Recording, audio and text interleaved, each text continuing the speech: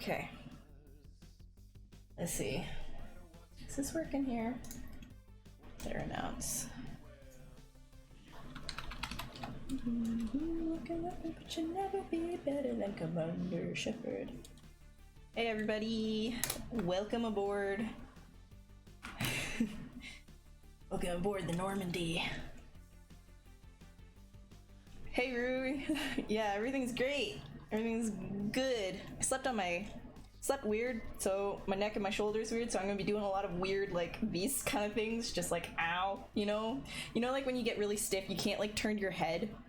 You're like, ow, ow, ow, ow. I'm in that boat right now, ow, ow. No more than, like, 15-degree turns, so I'm gonna be like robot girl today. It's gonna be great. Hey miniatures, hey Cherry. What am I making today? Oh, we'll see, right? Because that's the whole point in this stream. We're gonna be mashing this big boy around, this big thick sphere. Just gonna be like clapping it a whole bunch, seeing where it ends up. I have no idea how I slept. I just woke up in pain. Is that a mood? Waking up in pain. Just gonna announce to my Discord that we're live, just so everybody who wants to join in isn't left out. Like a Krogan, run like a leopard, but you never be better than Commander Shepard. Okay. I want to replay Mass. Every time I hear this Miracle Sound song, I'm like, I want to replay Mass Effect 2 specifically. Hey, Erevin. Sorry, is that an I or an L? I'm not sure. Sorry. Hi Sal. Hey Andreas. Absolutely not. Absolutely not. Aight, we tight. Okay, we're gonna get started here. Just a seckie. Oops. I'm just letting people, close my Twitch chat tab like a dum-dum. Gotta open my Twitch tab again.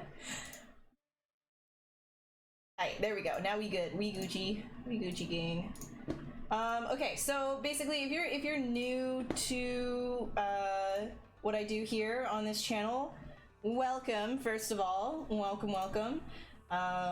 This is gonna be a little bit different from, you know, just a typical modeling video. That's not really like what we do here. We kind of just we go artsy fartsy. We go like feel the shapes, bro. You know, like just like you gotta do that SpongeBob thing. You gotta taste the marble. You gotta feel the marble. You gotta be the marble. Kind of a vibe, right? So that's what we're gonna do here. We gotta taste the sphere. We gotta become the sphere. We gotta feel the shapes. But so really, like, we're just gonna kind of take this, mash it around, figure out a bunch of shapes, whatever that might be, whatever it might be, we're gonna work with it, and we're gonna create a concept from chaos. As one of my good friends, well, one of my good Twitch friends that we used to hang out way back in the day, John, which, wherever you are, thank you for that concept, that word, that phrase, there we go. Concepts from chaos. So really we're just like mashing it around, finding shapes within that, and then going for it. Same thing as, like, you know, the equivalent of when you're looking up at the clouds and you see some shapes, right? And then you figure out, well, those shapes look like this, and then you can kind of work on it. It's the same kind of an idea, but you're making the cloud, the initial weird thing. So that's really what we're doing. Hi Alice, how you doing? How you doing? Let's start with the sphere. Yes, we are. We're going to start with this majestic thick boy.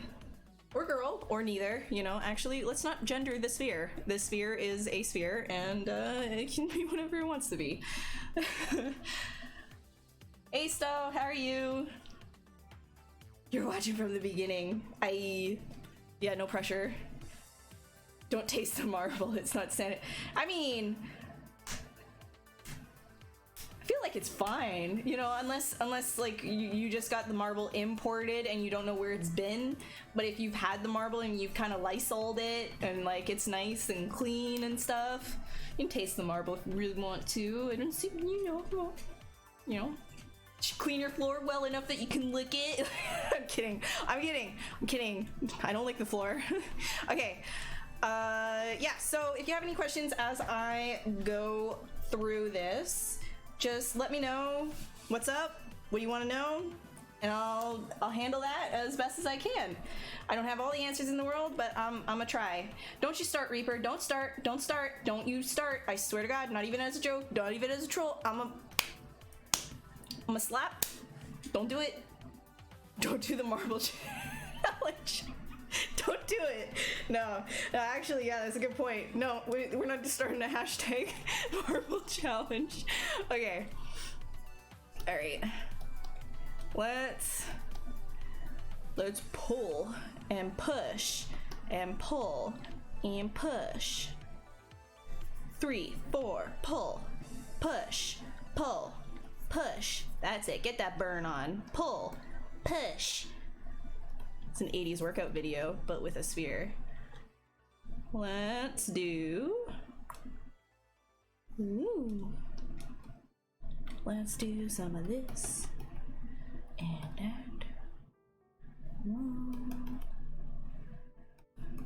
And push. And pull. And hold.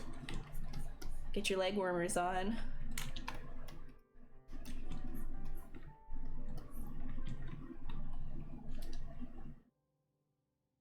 Hey Aslan, yeah, totally, it's been super chill so far, yeah. Super chill. We're like super chill right now. Namaste, hey Yaman, how are you?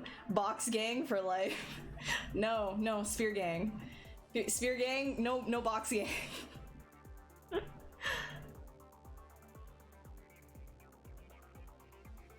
A sphere floating in a gray space that gets punched until it got a shape that speaks to me. Honestly, if you start any other way, what's wrong with you? You must be a psychopath.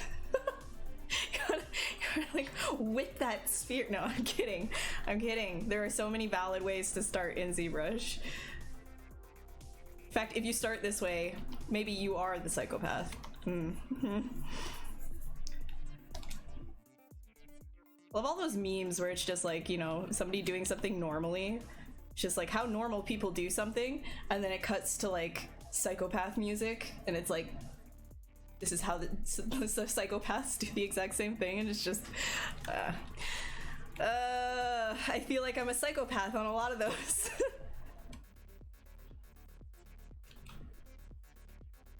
Okay, so we can, what do I want to do here? I could think of this as like the main body actually instead of a head, because a lot of the time on this channel I kind of start with like a head. We can do the opposite. Let's do this as like a bug body, like a pill bug. Ooh, okay, question, do you call them pill bugs? I call them pill bugs, right? Like I've always called like those kinds of bugs where you touch them, like they're under rocks, they've got like, they're isopods, right? And so you touch them and they go whoop, you know, into a little ball. Like, what do you guys call those? Like roly-polies? Do you call them roly-polies? Because you're wrong, they're pill bugs. They're not roly-polies. Absolutely not, you're wrong. You're wrong.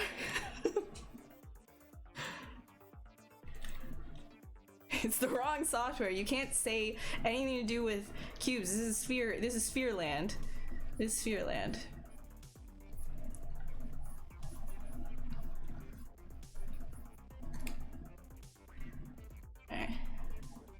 No, you're all wrong. It's a pill bug. It always had. Pill bug gang, where are you at? Pill bug gang, speak up. It's not a roly-poly. Tac-a-tac, very well. You know, fun fact in Greek, I'm pretty sure. Alice, correct me if I'm wrong, but isn't tac-a-taca supposed to mean faster? Like, taca is faster in Greek? Tac. It's interesting. Shared words, but different meanings. Potato bug. It's not a potato bug, bro. Potato bug. No, I'm getting even. Eric always calls them potato bugs, but that doesn't make any sense. It's not a potato bug. Potato bugs, like, they're like these big green worm things. Have you ever seen those? They're like nasty. Actually, no, those are tomato bugs. Like the tomato. Oh. Whoa. Like, it's supposed to be a wood louse. Essentially, that's its real, it's a wood louse, right? Like, it's a louse. But, I say pill bug. So, pill bug, gang, where you at? Little gray friend. I love that. Oh, they're so adorable, aren't they? You know, like when they roll up into their stress ball. Hey Manny, could you talk about primary forms, secondary forms, how to study that or improve our sculpt? Well, as you see right here, we're just working essentially on primary and secondary forms at the same time. Now, essentially, when you're starting with your sculpting, I don't recommend kind of jumping into primary and secondary because you can start getting a little bit muddy. So try working on just primary forms. Primary forms, what I mean by that is the overall like shape of something. So if I were, I mean, here we can load up an old, let me just see something really quick. Really quick, we can load up a older stream things just to make a quick description. Which one was what's a good one? Do you want me to just load up like last streams? Yeah, I'll just load up last streams. It's fine, because I didn't even finish it, but I'll just make my point from this one. So this one, what we were doing with it is essentially layering on different levels of complexity. So if we break this down right here, this would be our primary form from this one on the very basic level. Let's go, whoop. And I'll just like use and abuse the snipping tool with you guys right now. So right here, so the primary form would be like this like C shape right here is our primary kind of shape. This entire, so I'll switch colors. Blue pen. So this like crest thing is a secondary shape. These are secondary forms. How you can describe that is, you know, these things that are branching off of your main shapes that are kind of helping define the overall or accentuate the overall silhouette. This sort of breaks stuff up. It's not the big shapes, it's the secondary big shapes. You know what I mean? Hopefully that can kind of like describe it a little bit better to you, right? So these are secondary forms. And then if you were to, I guess I'll use a different, hello, let's go with like a green. And then, you know, tertiary stuff, third level detail would be these kinds of like, you know, breakups that I do inside of those forms, right? So you can start to see how things break down. You know, any kind of extra detailing that I would do here that kind of like makes divots or something like that inside of secondary forms would be a tertiary form.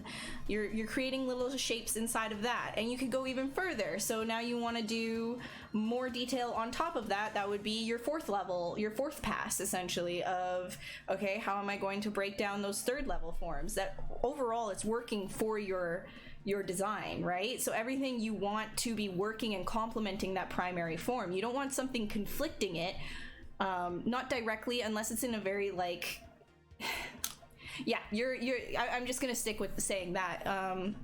No, not gonna bring in exceptions or anything like that to the rule exactly, but I would just kind of say that any of your secondary forms are going to be complementing directly what you're doing with your primary forms. So it essentially, here's like another, we will do, wow, lots of color choices here. So we have like this sort of line, this cycle that's going through here, right?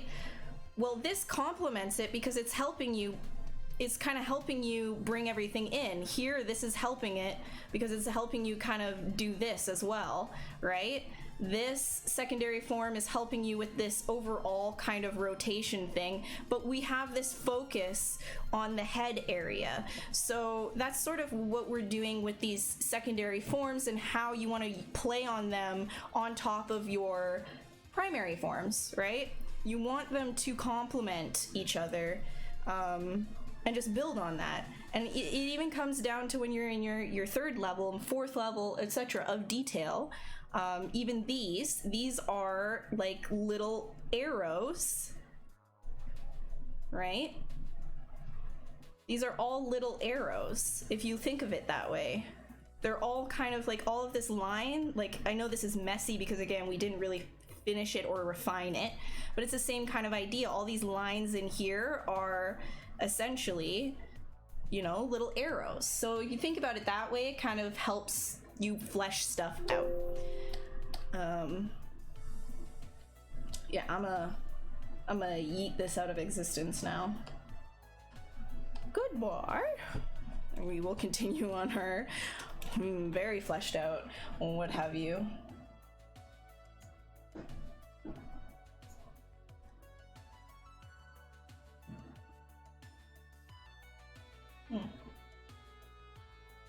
Squished, yeah.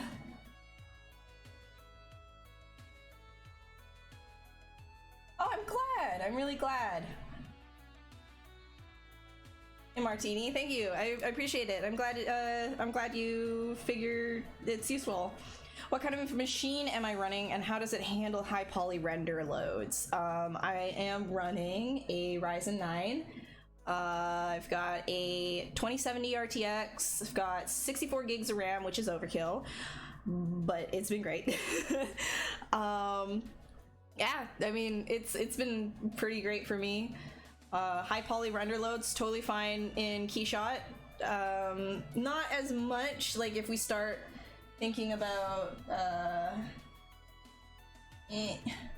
we start thinking about like bringing it into, like if we had like multiple millions of polygons in Maya, for example, it's like, it's gonna lag, you know, but it's way better than what I was running like just a couple of months ago.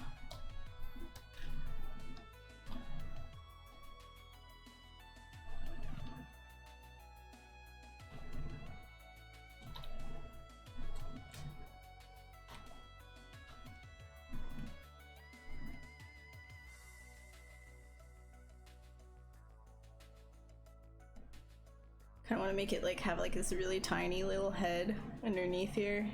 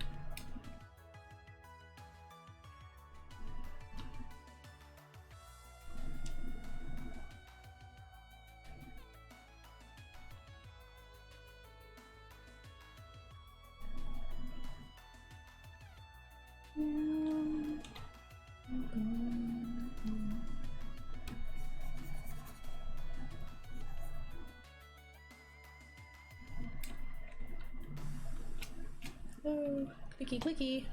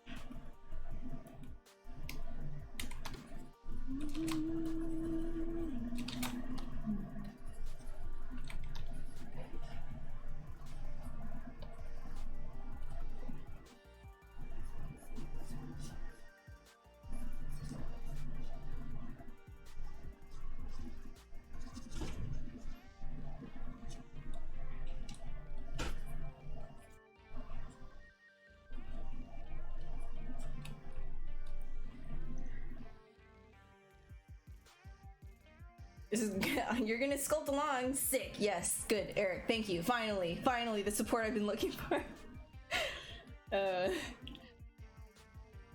Hey Scott, how you doing? Better to overkill than underkill. I agree, and I did not do that initially with my power supply. I went like super stupid. I thought that like I thought that it wasn't gonna like I underestimated how much power this like chunker of a PC was going to require to run. And I'm really lucky that it didn't fry itself from just shutting off. But yeah, no, we I ended up getting a much better power supply, much higher wattage, and we're good. Never underestimate that. Like, you can, if you wanna just spend an extra $100 on just a few hundred more watts for your PC, just make sure you're not bad for doing so, because it's important. No, I don't use Marmoset. Hi Amir, how are you? I appreciate it. Thank you for the flattery. All right. Wee woo.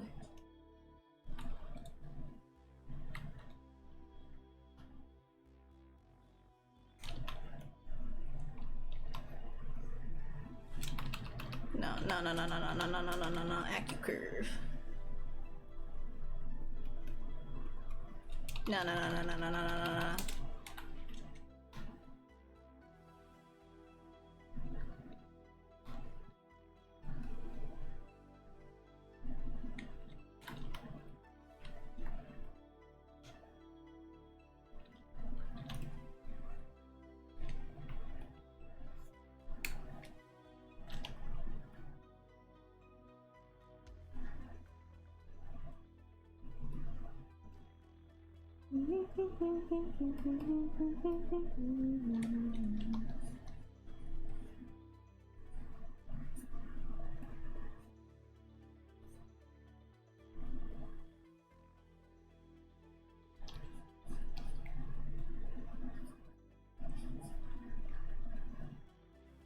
So this is gonna be a bug. So if it's gonna be a bug, we can do all kinds of like false eyes and stuff like that on it. Kind of like, you know, like moths and butterflies kind of have that thing where they scare predators away by having false eyes. Maybe like the owl butterfly and things like that. Owl moth or whatever it is. Got like these sort of patterns that warn their natural nemesis to just get the hell away from it, because it is big and scary and not a bug that it can eat, definitely, for sure. Hey Nicholas. Do I use specific shortcuts for my work? Yes, I use the 1 through 0 hotkeys for all of the brushes that I frequent. So that's all of my initial sculpting tools. Actually, even like a lot of the detailing stuff that I do, I use the 1 through 0 hotkey, or the 1 through 0 keys on my keyboard. Not the numpad, but I mean you could if I just find that that's like out of the way, so because it's all just kind of here. You could also, if you have a Cintiq, like, you know, map them to these, but I haven't gotten used to the idea of holding this. Like, I mean, you could probably get really into what you're doing, but I haven't gotten used to that idea, but I'm just really used to the keyboard, so I use 1 through 0. You tell me about how you can learn characters from making any company like Ubisoft, because I like characters, but I study hard surface modeling because where I am, you study right now, they only know about hard modeling and environment modeling. They don't know very much about character making according to the today's requirements. So my question is that any company launch any teaching program to our employees who is too much interested to learn so you're just looking for some like character creation pipeline. Like, if you want to know what the character creation pipeline is, I would say Flip Normals has a really good video. Let me see if I can find it. They just run through the whole pipeline for you. I can't recommend Flip Normals enough. Like, they're great, those two. Now look up character. Yeah, hold on.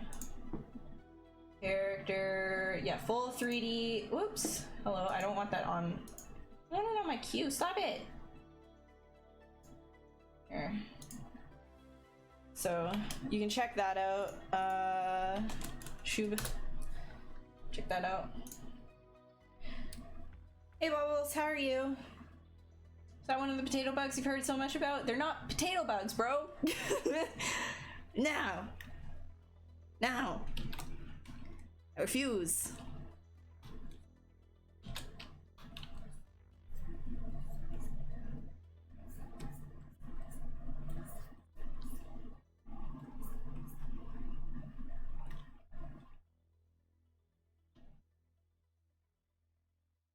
Okay, so on the top here, I kind of want to make it like super flat. Just to like really push, just push that overall shape and get something a little bit nutty, you know, like something a little different, a little something. Gotta give that a little something. Right now, it's not really doing too much for me.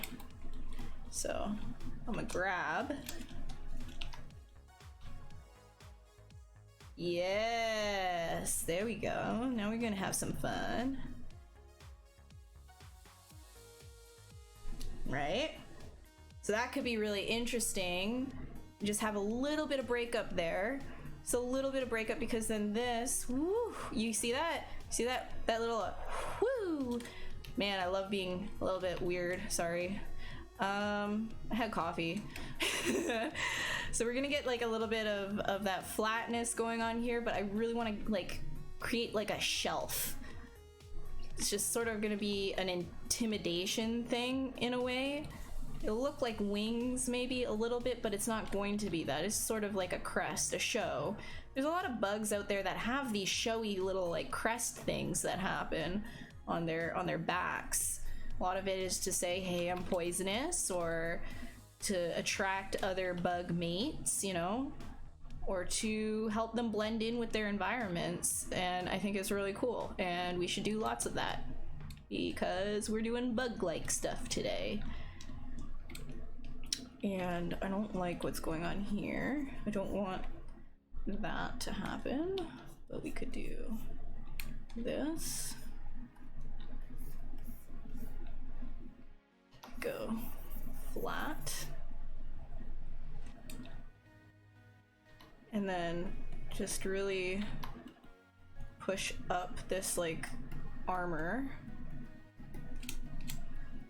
So now we're going to be looking for a little bit more of a interesting shape on this silhouette. So here we're getting a little bit jumbled, right? So we want to like kind of flatten this out as well.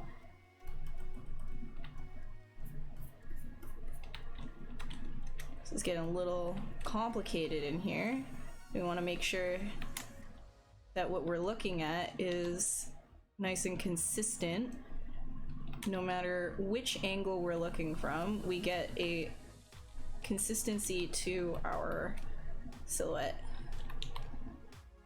This guy, do that.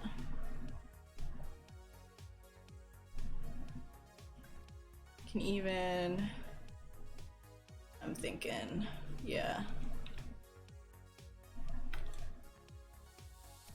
And then this we can bring down, I think. I'll flatten this. Straighten that. That's looking kind of neat. This guy right here, and pull like so. And I'll just use the inflate brush to kind of bring that a little bit forward. Whoop, whoop. I'm not really, again, like I'm not really caring about the geometry right now, because we're gonna be Dynameshing this, so it does not matter like at all how stretched all of this is. And then here I'm gonna give it that sharp sort of like, we're gonna go a little bit flat here. So when you're kind of creating a silhouette, an overall silhouette for yourself, don't be afraid to just literally just like flatten details that you've done in order to get like some super straights and, you know, some curvy curves that you're looking for. Like it's better if you simplify things and then add on top of that.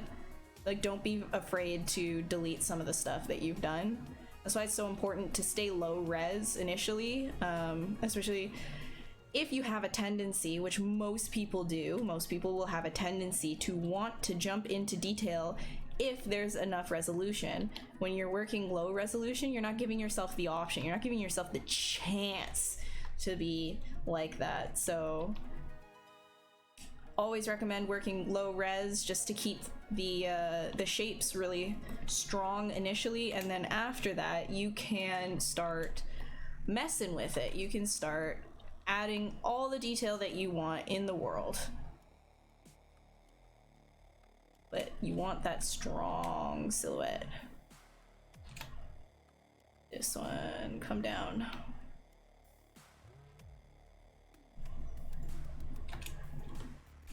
And this guy, I'm actually gonna pull him out more so it feels that.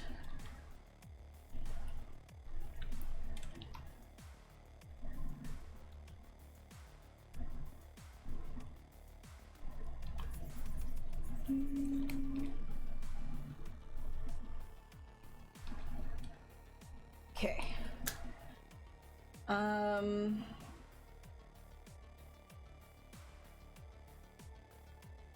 A shape happens, yeah.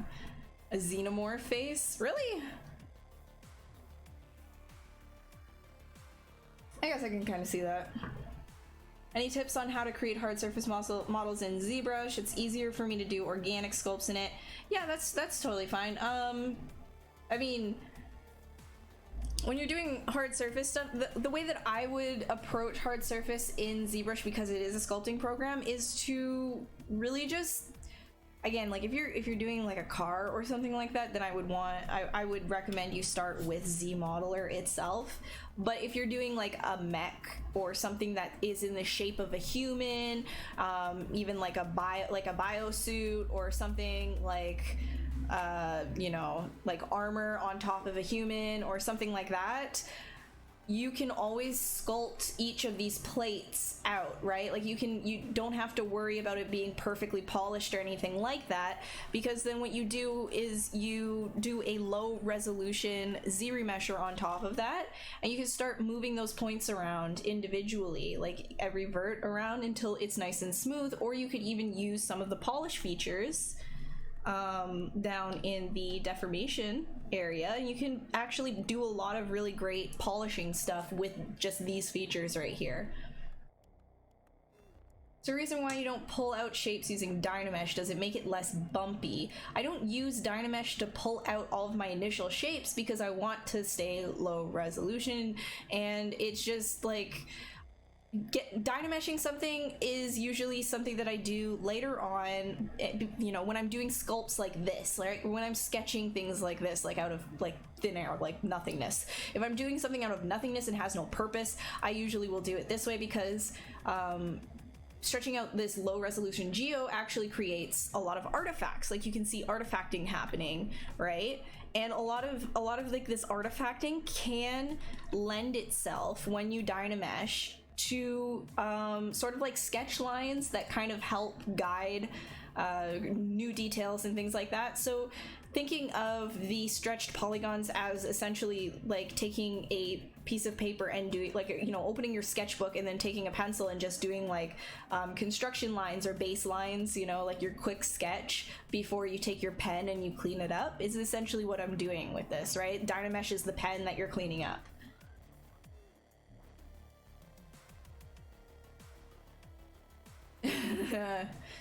You're nasty, John. Top view, you thought it might be Monty.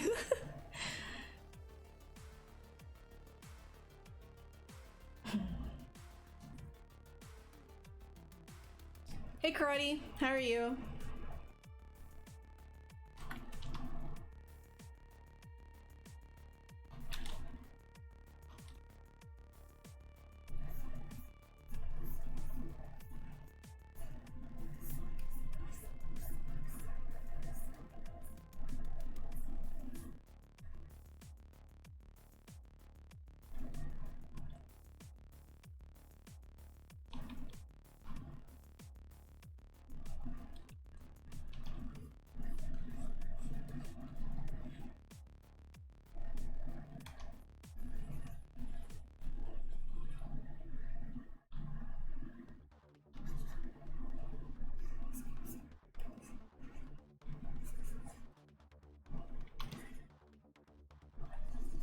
I'm just kind of making a bunch of balls and stuff like that, and creating a little bit of like an interest, kind of like little peas. Little peas. Little peas. Do it like this.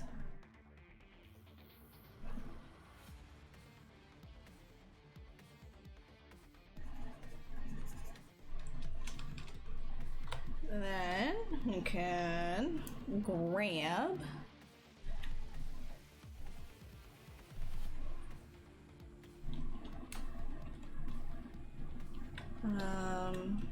hello.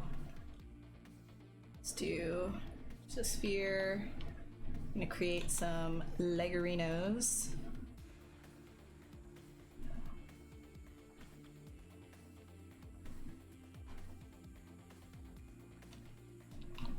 That I am going like this. Let's do no dynamic.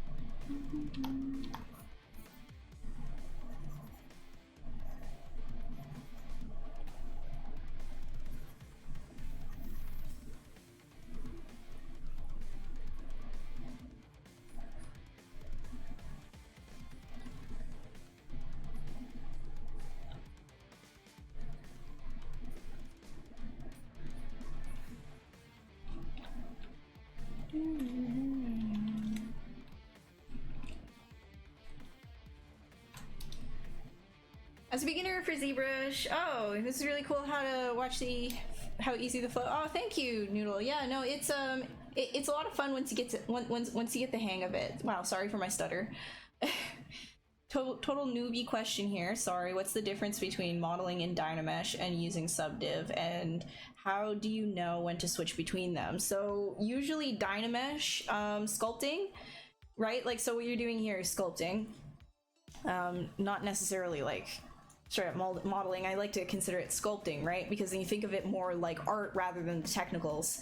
Once you start getting into sub-D stuff, you can start thinking about it a little bit more like modeling. You start thinking about more of the technicalities. So sculpting with Dynamesh, you're not worried about your topology. You're thinking of what you're doing with a ball of clay, right? So Dynamesh is great because you can literally stretch your geometry and you don't have to worry about, you know, if your polygon spacing is, you know, even, well distributed, etc. As long as you have enough like Dynamesh geometry there for you to sculpt on, it does not matter, and you can keep Dynameshing it over and over and over again to add more geometry in these areas when you need it, where you need it, etc. And you can up the resolution of it, all that kind of stuff. However, that isn't very good for when you want to be in production. That's always your first stage, but then you want to then take that Dynamesh sculpt once you've got, you know, your base all done, and you've got the amount of detail that Dynamesh will essentially allow you to put in, which is not, I would not go all the way with Dynamesh. I wouldn't recommend that unless you're doing just an illustrative piece, a one-off that's not meant for production. If you're doing production-based stuff, I would actually only get to maybe like your secondary forms, maybe like tertiary level detail. You know, don't do too much before you start to do a auto retop, or you retop it yourself, and then you enter subdivision modeling / sculpting, where now you've got your base forms, all of that is like approved and confirmed, you're good with that, and you have clean topology to work off of in subdivision levels that keep getting higher depending on how much detail you need to work on, and you can start adding in all of that detail that you weren't doing with the final levels of Dynamesh. So once that's done, then you can take your low resolution, which you either did yourself or is the auto retop, like the Z remesher, and you can take the highest resolution highest resolution sub-D, the highest sub-D that you have, and you can bake down all your details onto the lowest resolution for your production model, right? So that's essentially the workflow. That's the difference between them. Is sub-D modeling and sub-D sculpting is usually a later stage. Dynamesh is something that you do for sculpting. Think of it more artsy, not technical, right? Sub-D modeling, a little bit more technical. There you go.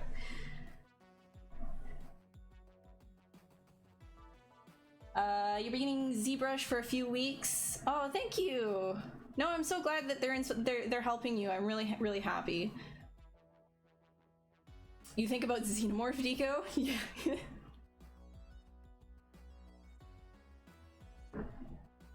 Hey Renone, how are you? How's it going?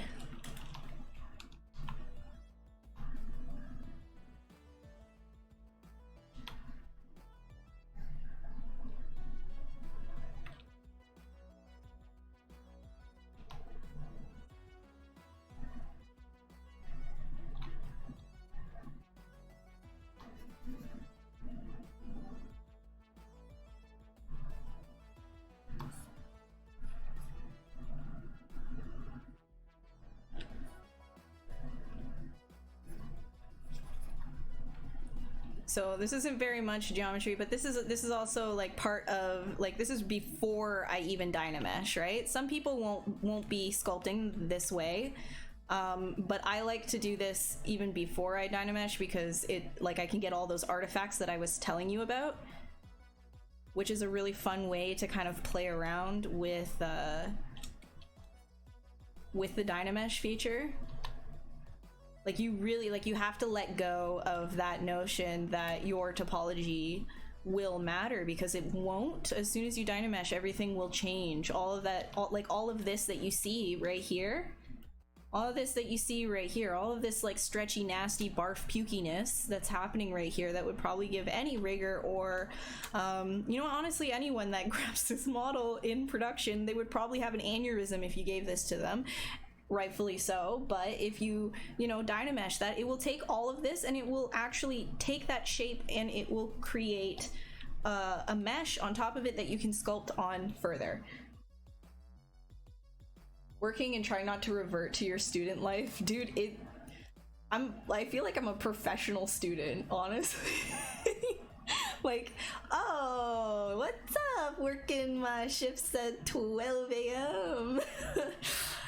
Yeah, it can be a struggle. You get like the cabin fever and stuff. Like, it's yeah.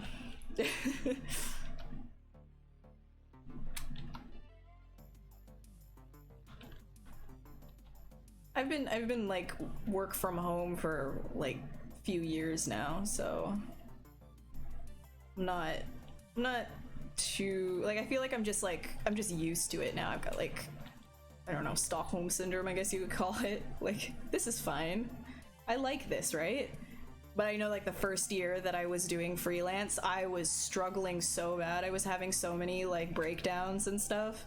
So I can totally understand how a lot of people are going through a lot right now. I sympathize because I've been there. I'm just not that right now. Like, welcome to my domain. I mean, not welcome. Stay away from my house. Social distance.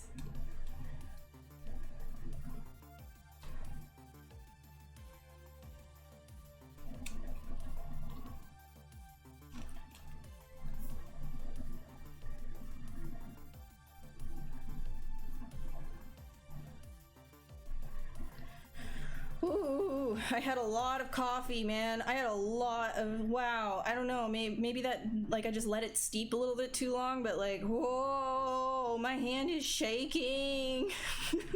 Jesus, take the wheel.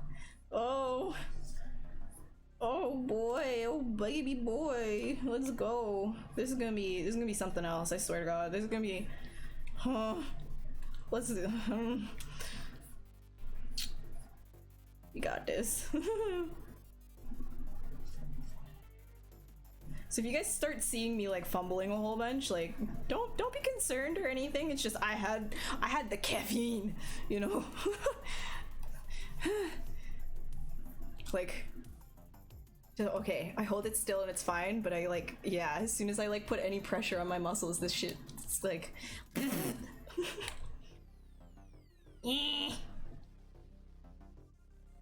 living that good. I got that good. That good.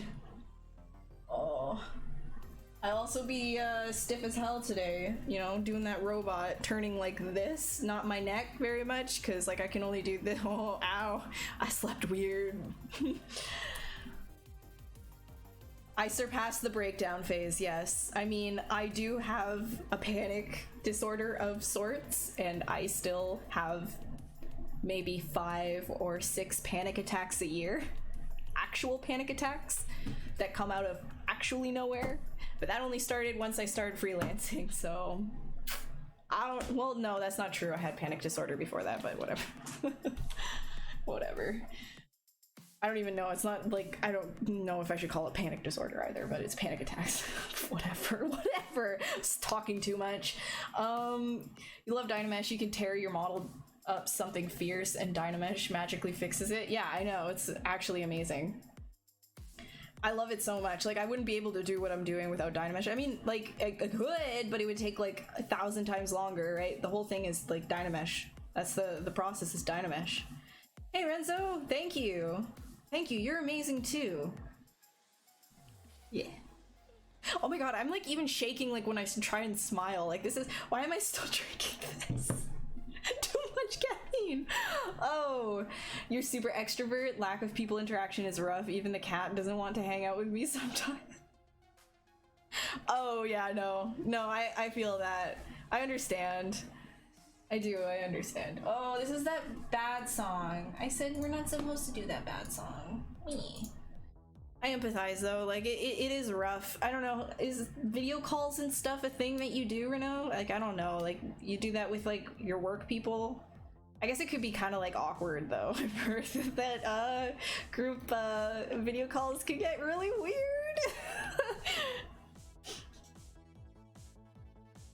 You inspired me getting a Cintiq and you absolutely love it? Hell yes! It's like really immersive, right? Like you just get like zoned in, like you're like in it. It's like right there with you. It's kind of a lot for me right now that it's like right there with me.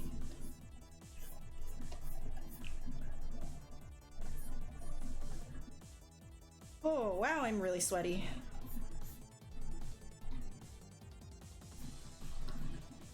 I feel like it's not a me stream if I don't tell you guys what my sweat level is.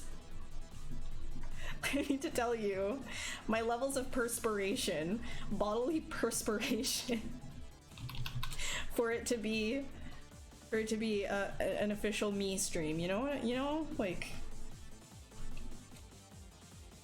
I'm self-aware. I know what I'm doing. I know that I'm doing this. I'm sorry.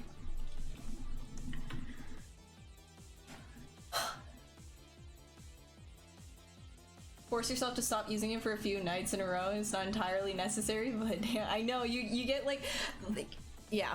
The first time that I had access to a Cintiq was when I was working at Tangent on Next Gen, and I remember purposely wanting to do overtime because I got to use the Cintiq, and I would request, which like, you know, later on in the production when things were like a little bit slower and I wasn't, you know, for R&D and surfacing, I didn't have to work as intense, so I would ask like, hey, is it okay if I stay an extra hour and just like do some personal work, and can I do personal work on this Cintiq at lunchtime? Is that okay? They were like, you know, they understood my work ethic was well enough along that they were like, yeah, sure. And so I was just like, yes.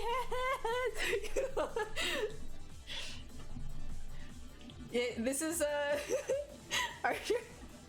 this is just my second cup of coffee, and like my first cup of coffee I had at like what, 12? So it's not even overlapping. I mean, a little overlap, I guess. I don't know. Sweaty. I love that. Yes, I'm sweaty Adams. ZBrush before Dynamesh was ZBrush before Dynamesh was interesting. You had so much trouble fixing tearing issues. You know what? Like honestly, one of the biggest selling features of ZBrush is the Dynamesh and the Sculptures Pro features as well. Absolutely fantastic for sculpting. Yeah, somebody came in earlier and was just like, wow, it's gonna be such a chill stream, and I'm here like talking at a million miles per hour going talking about my like perspiration levels and like you're so chill. Oh man.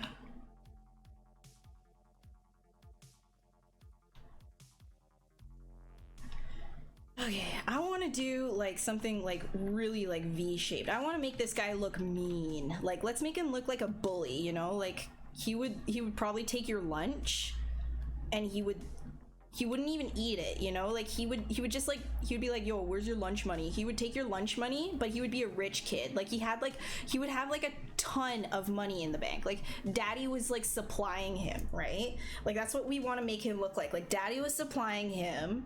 He was eating caviar in his lunch every single day. He was that kid that got the McDonald's meal delivered to him in elementary school every single day because he was that rich. And then he would go to the poor kids and be like, give me your lunch money. And then he wouldn't even take the money. No, he would just throw it in the garbage. That's the kind of vibe we want. That's what we want. That's what we want. You know, and the whole classroom would just be smelling of McDonald's. Like you'd be smelling of McDonald's and you'd be like, hey, can I just like have a fry? And then like as soon as that's asked, he would take the whole fry thing and just go like you know, and like right in front of you and stare you down. He'd be that guy. Just one fry? No. That's the kind of vibe we're going for, you know? Bad vibes. real bad vibes. You know how you get bad vibes? By creating triangle shapes. Triangle shapes equals bully. I am shaking. Oh no.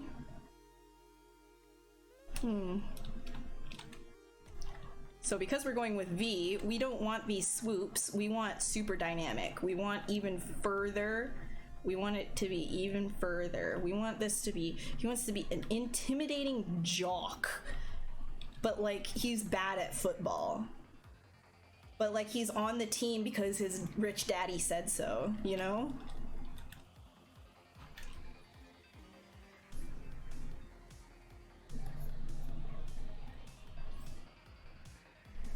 Yeah, I'm feeling it. With that V, I'm feeling it, you know? Rich kids don't go to poor schools. Okay, I guess I was that poor kid in the rich school then? I don't know.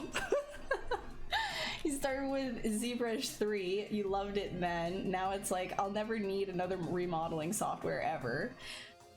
Yeah, I mean, like, it's really great for sculpting, but you know, if you're going into production, I would really recommend getting, you know, a supplementary tool to ZBrush. Like, definitely use ZBrush for a lot of what you do, but when it comes to, like, a lot of different types of modeling, especially, environment stuff and hard surface, ZBrush kind of like adds on top of what you need to do in other programs, you know what I mean?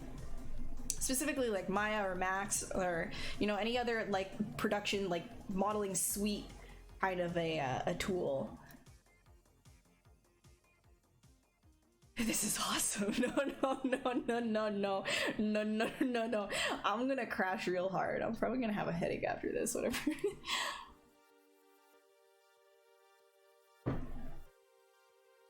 You get to be a big fish in a small pond if you're wealthier than other students. Yeah, like, I mean, I'm talking about, like, elementary and high school, right? Like, the high school that I went to an art-specific high school, so they were, like, it was a public school, but it was an art-specific, so all of your electives, you know, like when you're in high school, you have electives, right? All of your electives for this school were chosen to be in that specific vein of whatever art focus you were in. So there was visual arts, which I was in, then there was dance, and there was music, and then there was drama. And so the drama students is obviously like theater and things like that. Dance is obviously dancers. Music is like everything, like all the band students would do that. And then the visual arts is just like us in studio. Like that's it. Like we had like paint, and like we would do installation art and stuff, but they would take all of your electives, say, nah, you don't need that, here you go, all of your electives are mandatorily this stuff. So I would have like 2 hours every day almost of just sitting in studio being like, nobody's telling me what to do. Like, so that was great. But because it was like a specific, like an art specific school, there were a lot of like, you know, people that I guess would typically go to private schools or paid kind of schools, were there. There's a lot of rich people, you know? I was not one of them.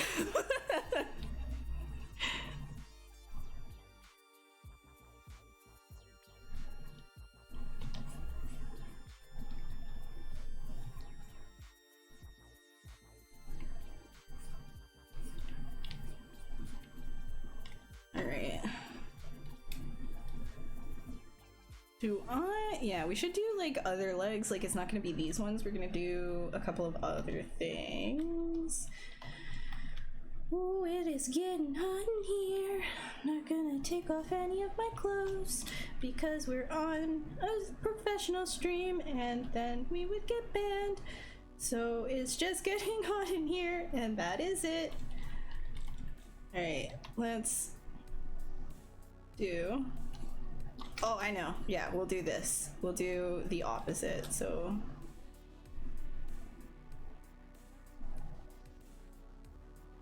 So those ones, I feel like maybe we can try having them. And when I say try, I'm gonna try a bunch of different shapes, but I'm gonna try these like front legs being the most out, like the he's a gorilla boy.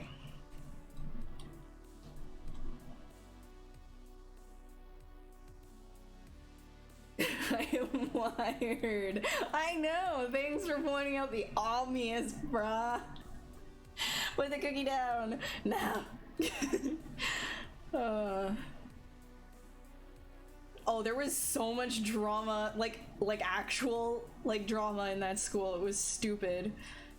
It was so dumb. Yeah.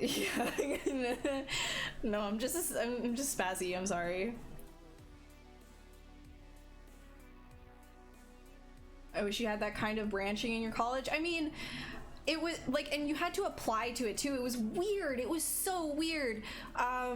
I remember having to do an art audition. So it was life drawing, and you had to draw in front, like, you know, you were in a group of maybe like 100 people. No, it was like 50 people that could fit in the studio. Everybody was crammed together. We all had our life drawing paper, and then they'd be like, okay, ready, go. Like, you do a 30-minute drawing, you know, a 5-minute drawing, etc. And you would hand all of these things in. At the end of it, I think I was there for a good like 5 hours that day or something like that. You would hand all of this in, and then it would be graded, and then the people that were accepted is based on what you did in that like audition. It was so weird to audition for like visual arts too. Like I was like, what, like why? Like this is, I mean, looking back now, I'm like, why? That's super weird. But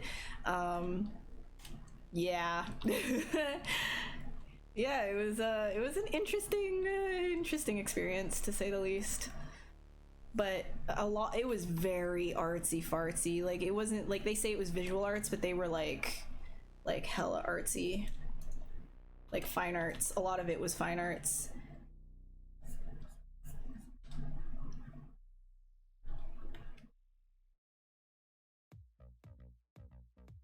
Yeah, it was a lot to deal with. I used Maya back when it was called Maya 6 and was brand sparkling new. Oh, soft image, yeah. Yeah. Never had the pleasure of Max. I started in Max. before I even understood what the 3D pipeline was, I started in Max and I absolutely blew it. Like, it was just bad news bears. I had to relearn like everything because I was like, you know, self-teaching. Wow, surprise, surprise. in a traditional fine arts school? What? You were self-teaching, huh? How is that possible? Wow. No, but when I really started getting into 3D was when I was in college. But that I was even in like a traditional, like, not necessarily traditional, but it was like a 2D animation program. It wasn't 3D specific. They didn't really have very much 3D stuff. So all that was on my free time.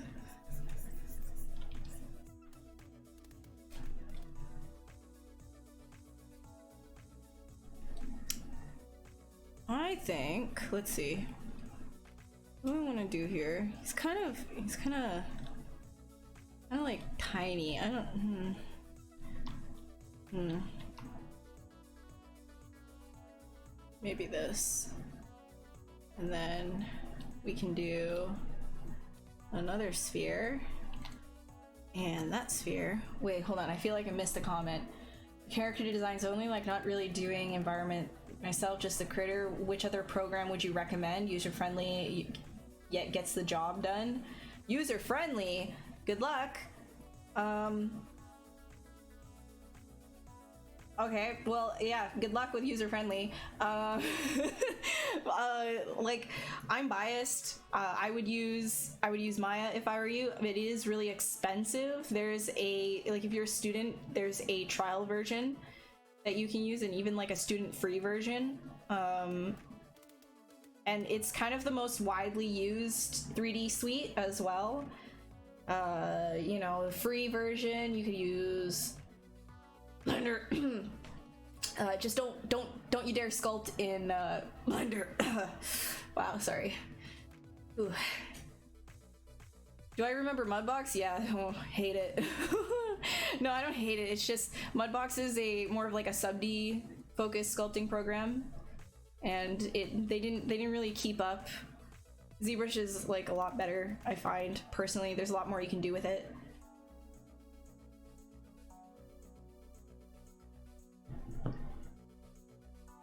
Yeah, essentially, Roy, I agree with you. It was like really stupid. It was really dumb.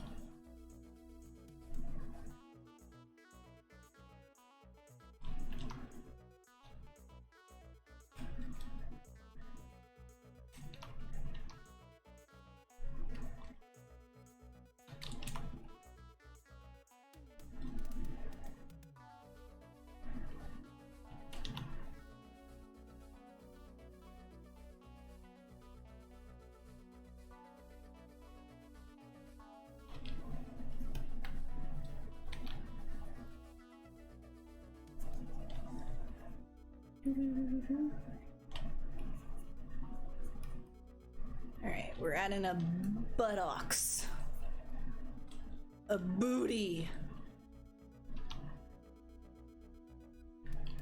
Giving it that good old badoinka doinko.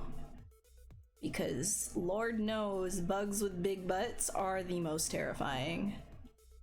When she got that junk in the trunk, she can stay the hell away from me. I don't know, man.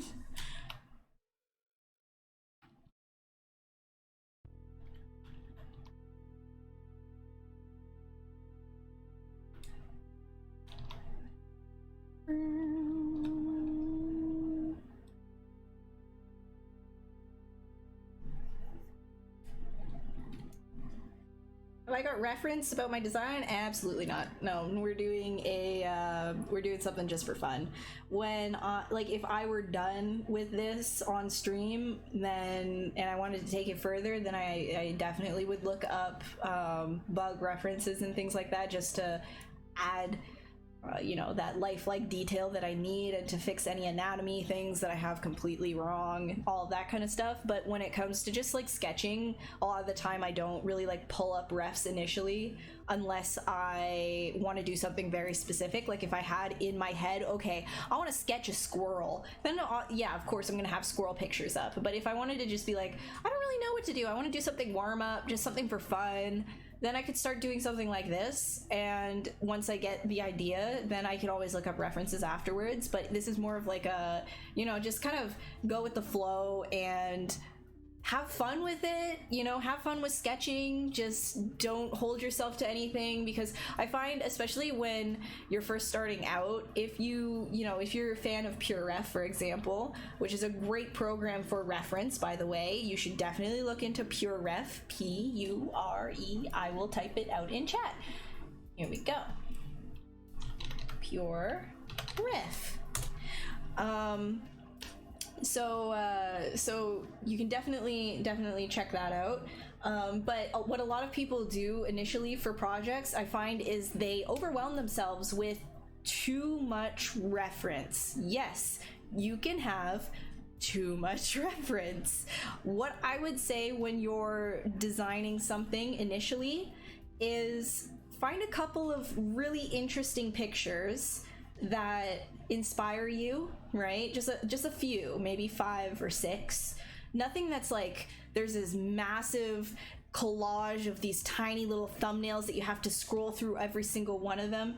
It's too much, and you start muddying your head and you don't know which direction to pick. If you narrow it down to just a handful of pictures, it will really help you figure out what it is that you want to do, because then you're narrowing your focus, right? And it's sort of putting constraints on that wild, crazy imagination. I find, you know, a lot of the time you can be incredibly creative within a sort of box that you make yourself. You can be incredibly imaginative within a box. If you take down those sort of like lines, those barriers, then, because, you know, especially when you're first starting out and you're not comfortable with your process yet, the world is endless and it can be overwhelming, and then you just kind of end up with a muddy mess. So definitely check out, you know, purest, and then figuring out maybe a handful of references for the thing that you want to do. Not like 20 or 30, because then you're just gonna be looking at too much stuff and not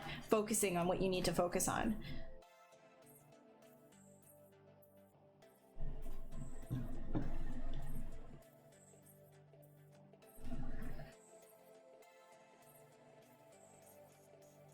Find Max a little clunky compared to Maya. I agree. I completely agree. I prefer Maya. There's a lot of pitfalls with Maya as well. Don't get me wrong. The program has a lot of kinks, but it definitely gets the job done, and it's definitely, in my opinion, for what I do, the most comfortable and better suite compared to the other ones. Biased. Remember, I'm biased. I recommend you try out these different suites, these different programs, to see what works for you and your workflow and your intuition as well, because everybody will have different quirks about them, and different tools work for different people, right? Hey Miles. Hey Miguel. How are you guys? You already use purest? Well, you're already a boss then.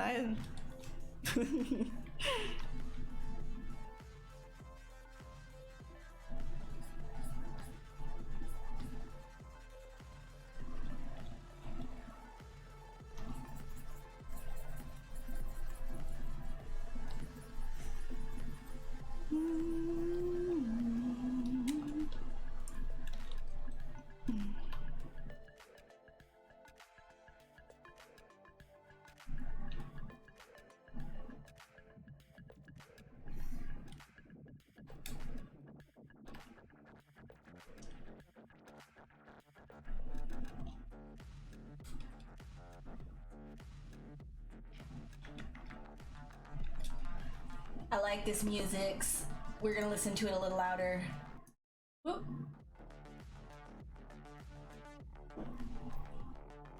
Haha, it's by Ash. Wow, the song name is Macro by Ash. Huh, I wonder why I like it so much.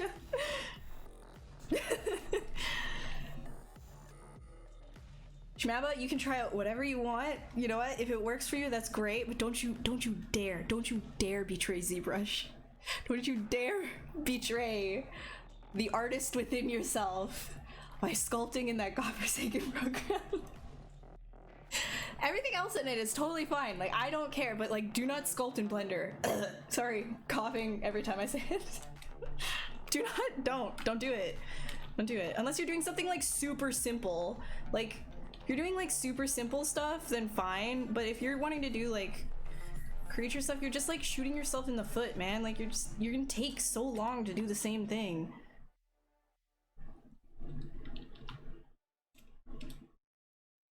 No, I wanna do it like this. Yeah. Whoop.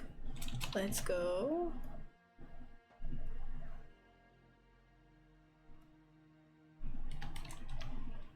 Ooh.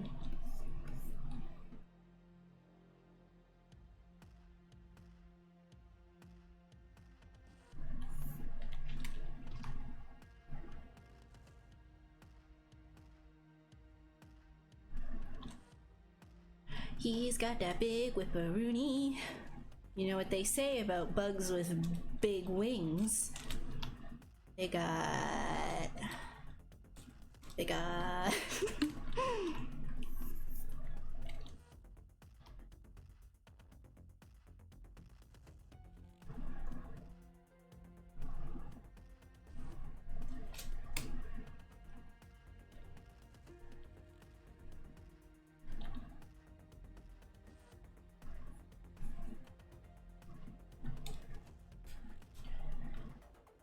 Thick bug. Thick bug.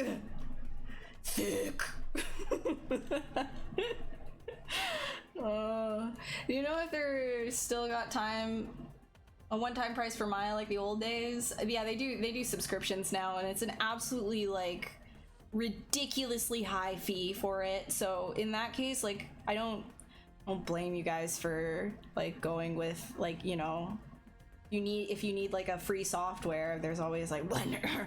But just don't sculpt in Blender, because there's very affordable versions of ZBrush that can help you out with much better sculpting tools that will save you from wanting to actually pull your teeth out of your skull and gouge your eyeballs out with your back molars.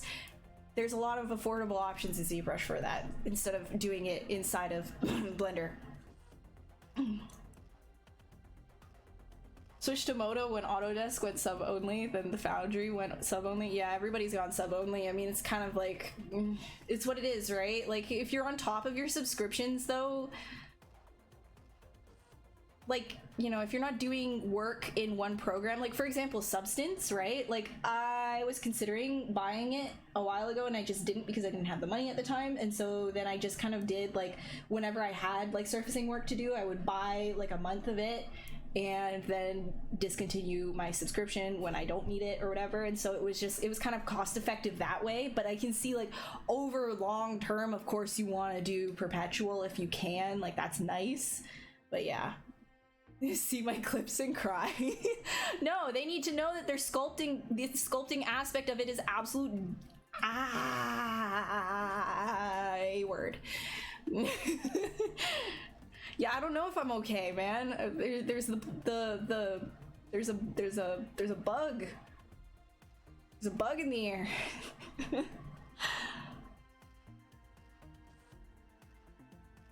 Yeah, the perpetual license of Substance, keep that, man. It just sucks because they're not going to be updating. That's the one drawback of the perpetual, is the updates, right? Like the free updates.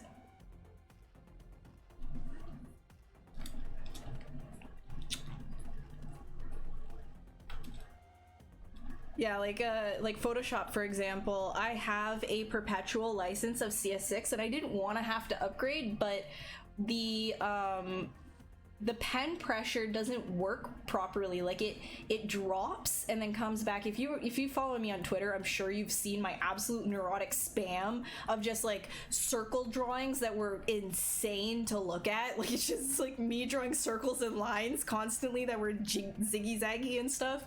But it's because the pen pressure would drop. in CS6 because I was using a Cintiq, and the driver, even though I'm using the oldest version, the oldest version of the Cintiq, like the Wacom driver, for you know, and you know, the CS6 was completely updated as far as they were servicing it anyways, and I'm on Windows 10, and so then all of these kind of things compiled together to create a stew of, hey, you're using an old version of Photoshop and we didn't update anything for Windows 10 with a Cintiq, so you're out of luck. So I couldn't actually paint in CS6 anymore, so I was like, darn, now I guess it doesn't matter that I have a perpetual license for that because I gotta use 2020. But I understand, but there are, like, you know, there's affordable stuff, like for example, like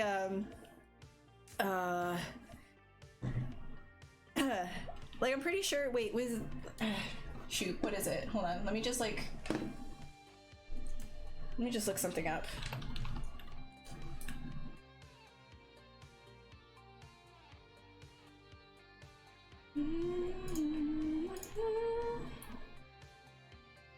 Oh, thank you, Luca, I appreciate it.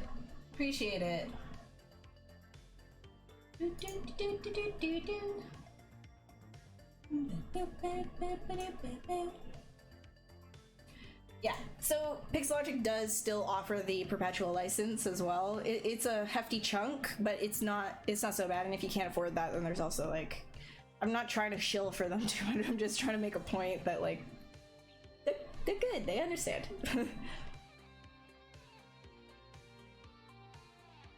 Yeah, I can't speak for that one, Reaper, but if it does, they probably have a reason for it. Just like all these companies, a lot of them do have a reason for it, but whatever.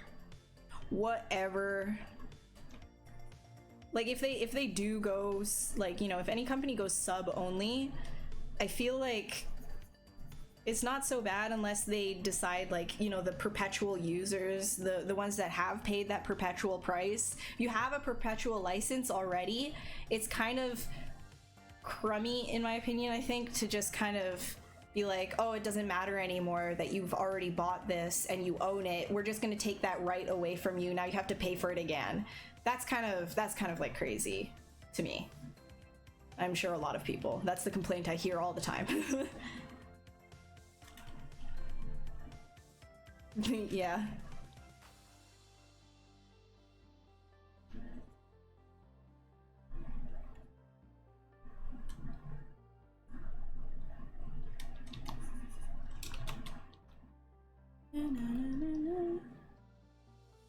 Doing that butt, doing some butt.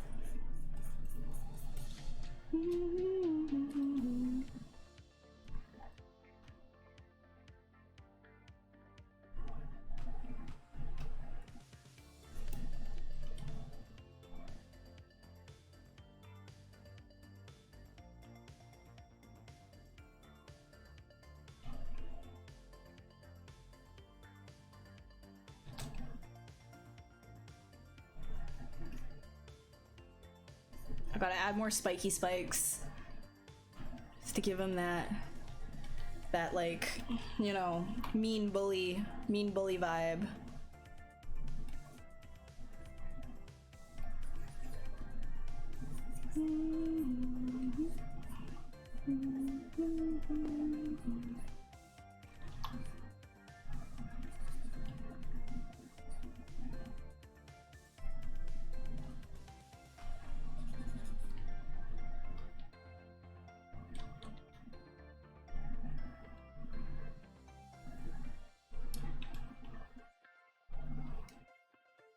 Then I will duplicate this one, and it can go here. Oops, here.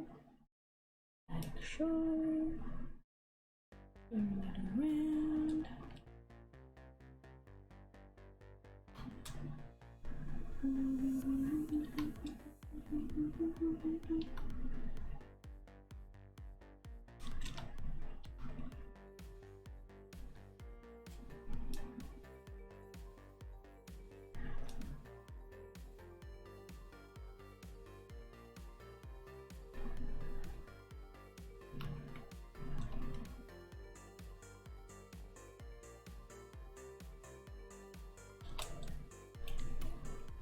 Okay, I'm gonna like elongate this guy a little bit just to fit the legs in, because this is not working the way that I want it to.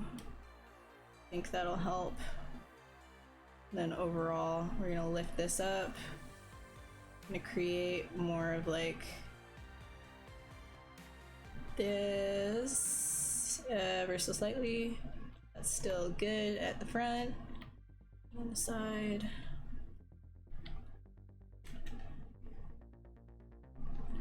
This one.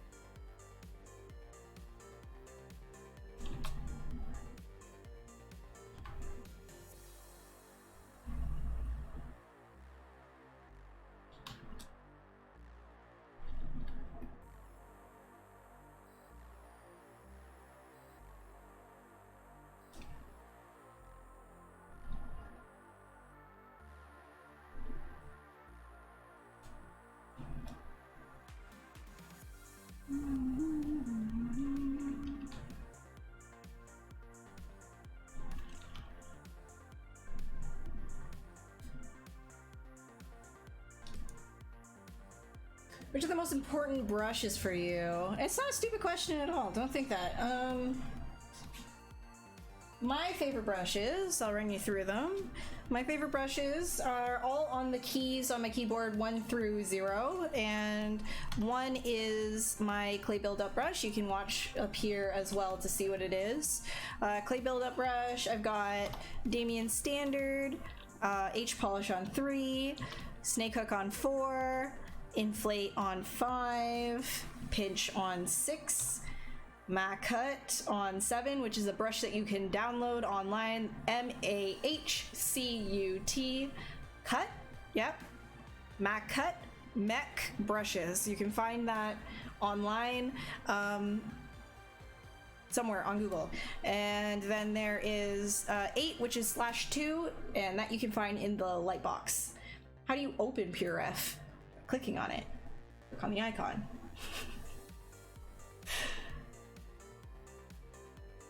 How do you see the silhouette? You mean this thing up here? This? Preferences. Thumbnail. Silhouette. Preferences. Thumbnail. Thumbnail silhouette. Boom, boom, boom, boom. Boom, boom, boom, boom. Boom, boom, boom. Got it? Yeah, I don't actually use the orb brushes. I don't have any purpose for those, but I can see how they're very useful. I know they're very popular with a lot of people. I don't use the orb brushes.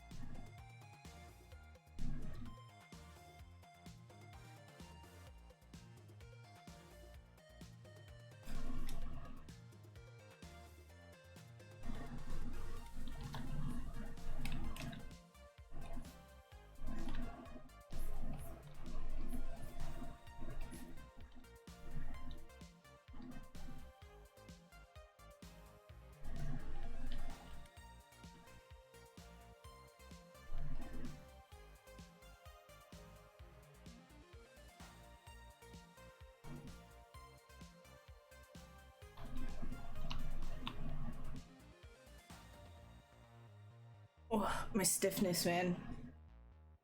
Hey, Rogue.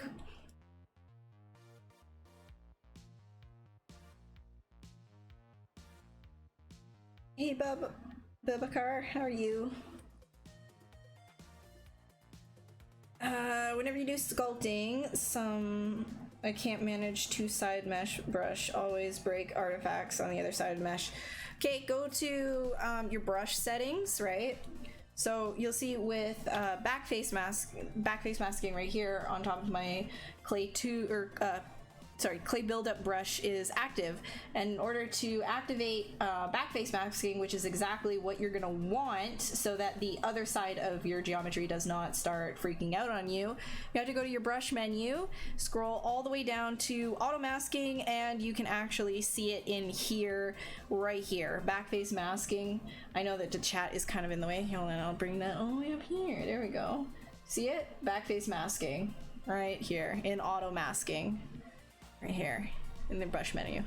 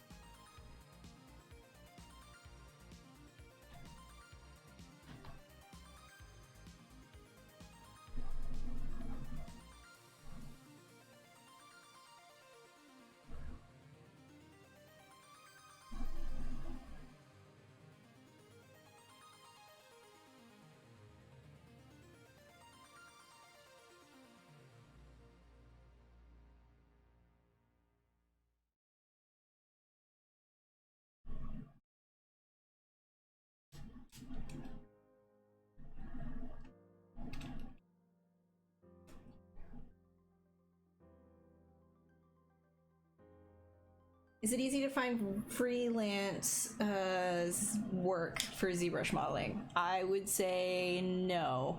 No, doing specifically R&D ZBrush work is a very niche market. That is what I do, and I do get work for it, enough to live off of, but I wouldn't say that there's a ton of it out there, because you need to think about all of the projects in the world that are essentially needing ZBrush specific artists to help them R&D, help them concept things in 3D from 2D, try to make that work. So there's not like a infinite amount of that position, right? Like there's not a ton of it, whereas like if you were to get into animation, for example, even like 3D animation, the job market for that there's many more jobs open for something like that. But yeah, like a ZBrush specific artist is very like niche, very niche.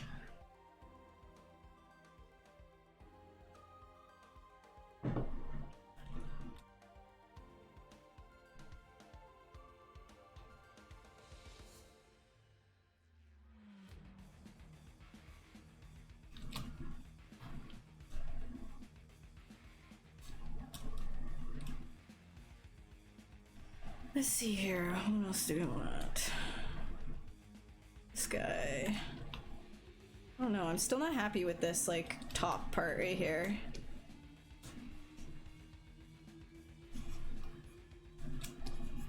Let me try and play around with that. Actually, I could grab like this whole top area while I'm at it.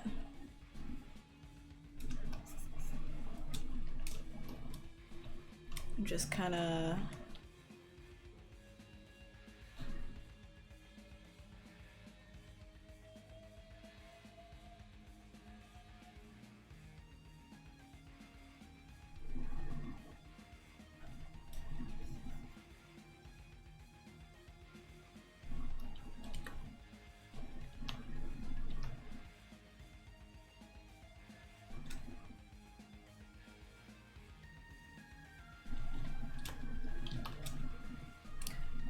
too much there. I'll probably do that afterwards.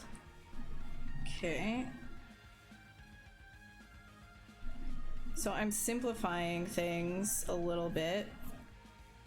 Kind of trying to get a more interesting silhouette on the side.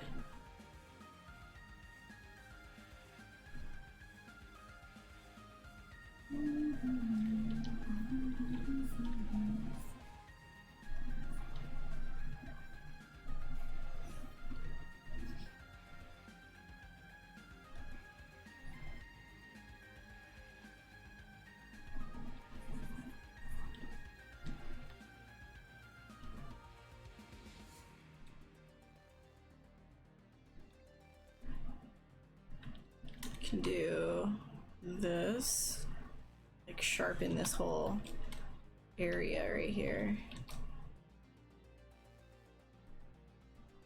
I think I'll even like have that kind of, no, I'll have it curve upwards. Yeah, like follow.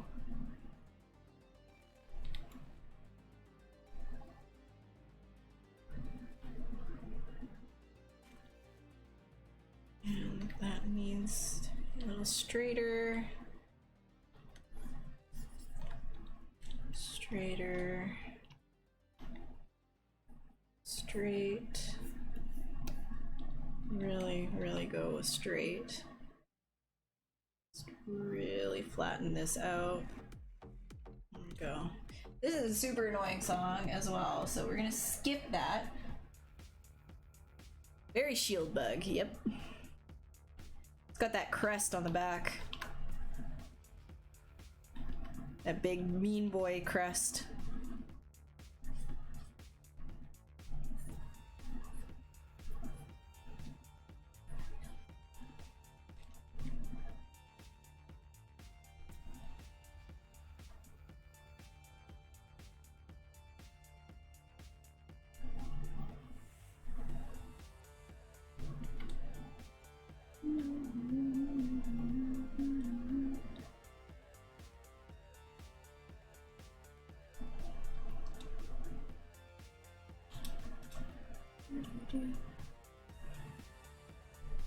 Alright, now that's like that.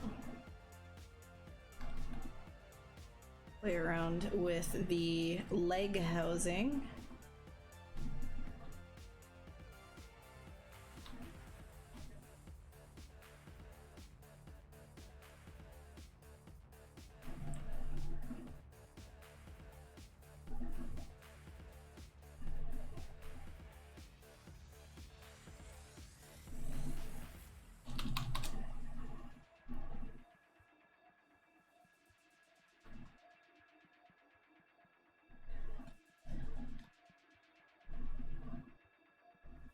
So I want to create a little bit of space so that it would kind of make sense visually where the legs are going to be moving, and it won't like impede movement too much, but also not hyper focused on the functionality because we're looking for a cool shape overall. We want spiky boy.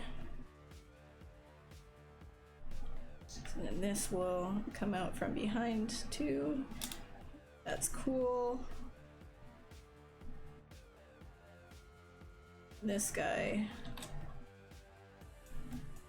quickly do that.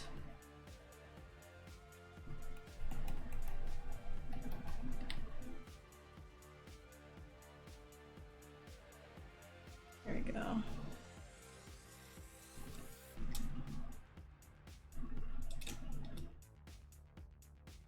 And then this guy right here can probably come out just a little bit.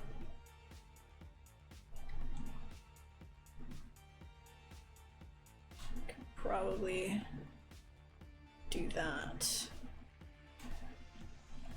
Bring it down a little bit. Yeah, the down instead of up works better on these. Do down. There we go.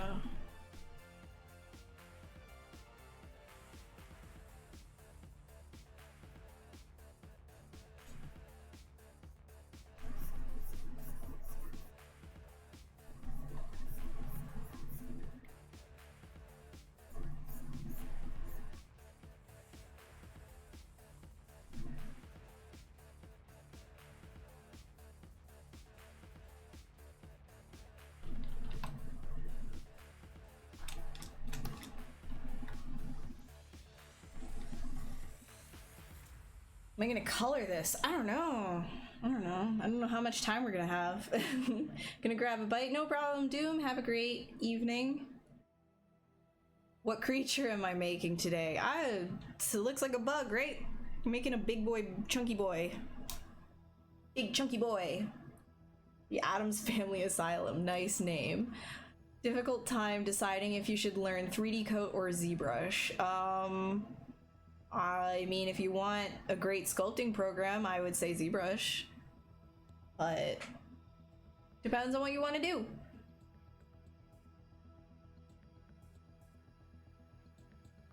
No worries, Dem. Have a great night. Thanks for hanging out. You're 3D. So Talon says you're a 3D modeler as well. Sculpt using the dreaded B word. I only model vehicles, especially sci-fi vehicles, for tabletop war games. Loving what you're sculpting at the moment. I appreciate it. Thank you. Thank you very much. And it's pretty cool. It's pretty cool that you do sci-fi vehicles. I love sci-fi stuff. It's super awesome. Leave for 10 minutes and you come back and the bug is thicker than ever. Yeah, it just keeps getting thicker, man. Just gotta make him thick as heck. When do you use perspective mode? I mean, most people, like, I would say, like, you know, work in perspective mode. I usually don't when I'm doing non-reference based things, non-likeness based things. Just because, like, I don't remember to turn it on initially anyways, but I'm at a point where I can tell if something's gonna look weird when I switch over to perspective. And I usually do end up switching over to perspective anyways, especially when I'm setting up a model for a render or something like that. However, definitely use perspective mode with a real camera. ZBrush has, like, real, like, the actual perspective now. Before, in older updates, you would have a faked camera, so you'd have to kind of play around with the focal distance of like, you know, around 23 or so, which would not be 100% accurate when you bring it over to Maya, for example, that uses a real camera.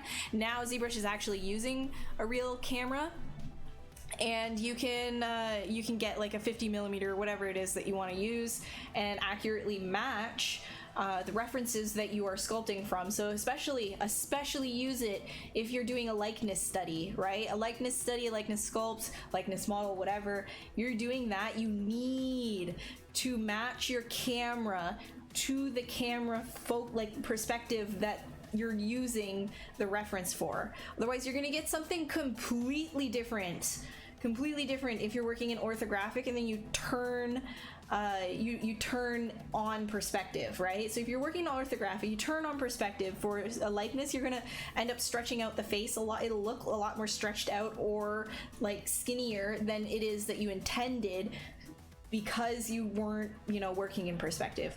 If you're working on shape specific things, you know, just having fun or whatever, it's fine to work in orthographic. If you're working off of an orthographic design, work in orthographic, right? But a lot of the time you're gonna want to work in perspective. I just don't really, it doesn't really matter for something like this, but when I'm doing render setups and stuff like that, I'll turn on perspective just so I can see exactly what kind of an angle that I'm setting up, all that kind of stuff, and adjust my model for illustration based on that perspective that I'm using, that's also tied to Keyshot if I'm using Keyshot to render or wherever else, right? Can a human ride this bug? Yeah, I'd say. Are you trying getting into the war game industry for sculpting miniature? Big companies to be able to. I have not. I think it would be pretty awesome, but I have not.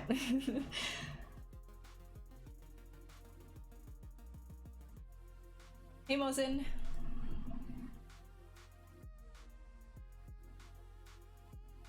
All right. Boom, boom, boom, boom.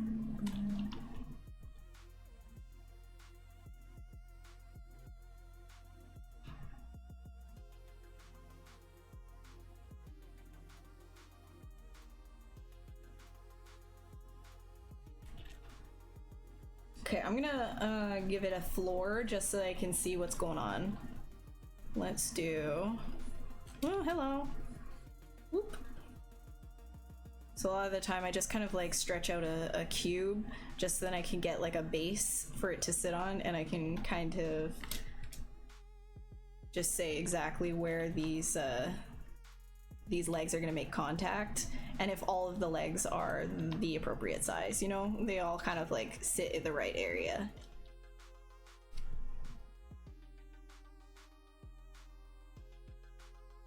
How many hours do I work every day? It varies. It really is different. Every single day is different for me because I'm a freelance artist, right? So with freelance, my work is not consistent. I don't have a 9 to 5 per se. Of course, I've worked for clients where I am on like a 9 to 5 kind of schedule, but a lot of the time it's a freelance contract. So when there's work, I do the work and I write down how long it's taken me for, you know, most of the time I like to charge in days rather than hours. It's beneficial for both parties. But sometimes there are clients, the ones that I trust the most will be hourly. However, I prefer not to do that. I prefer to do day. So, you know, that kind of a schedule can be when it's like, you know, convenient. So a lot of the time, you know, if I'm charging day, it can be literally anywhere from like, I don't know, some days I might work like, I don't know, man. It just depends. Like a current client that I'm working for right now, I'm doing hourly, and some of the stuff it's like I'll have like 2-hour revisions in a day, and then I might go a couple of days with nothing, and then another day it's gonna be like 15 hours of work. You know what I mean? Like it's really like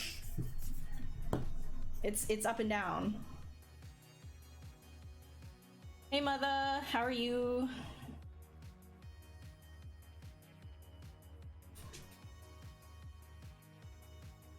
How's the new workflow been between Keyshot and ZBrush? Yeah, the trial edition of Keyshot 5 had to export it to OBJ to get it to Keyshot. No, so ZBrush and Keyshot actually, they have a bridge. So you have to purchase it. So you have to purchase Keyshot for ZBrush, which is a cheaper version than if you were to buy Keyshot standalone. Definitely recommend that. If you're going for Keyshot, is get the Keyshot bridge. However, keep in mind you also have to purchase the Keyshot bridge license. So there's 2 purchases that go along with that. Still significantly cheaper than a Keyshot standalone license. So if you want to do that and actually be able to send stuff from ZBrush directly over to Keyshot immediately, then I would definitely recommend that, and that's what I have. I think it's great. I think it's totally great. I feel like it's an earth bug, but it can be whatever you want it to be. Yeah, day rates I recommend instead of hourly.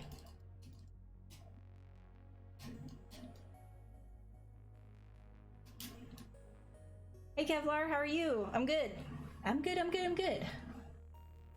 Yeah, there's I see a lot of mini jobs as well. But I haven't been getting into that because I've just been so busy with just like, you know, doing character stuff for TV and film. Like that's what I've been doing recently, and it's like it's fun. It's easy. It's not, I wouldn't say easy, but it's like you get in the groove of it, you know.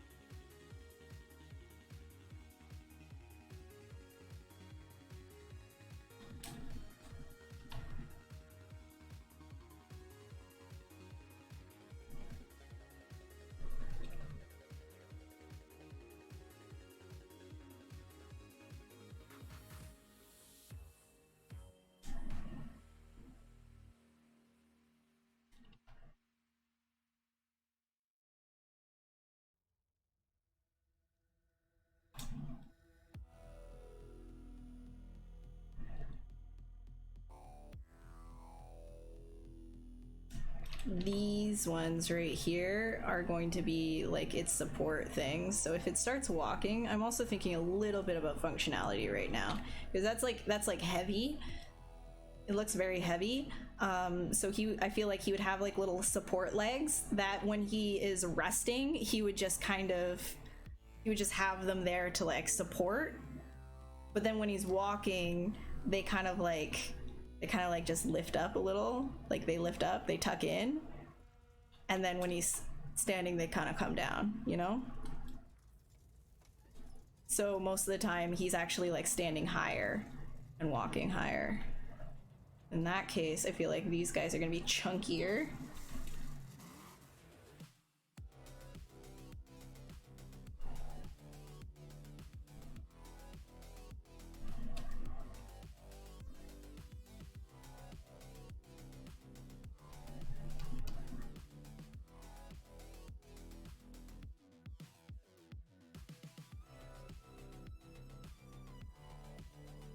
How did I get into sculpting?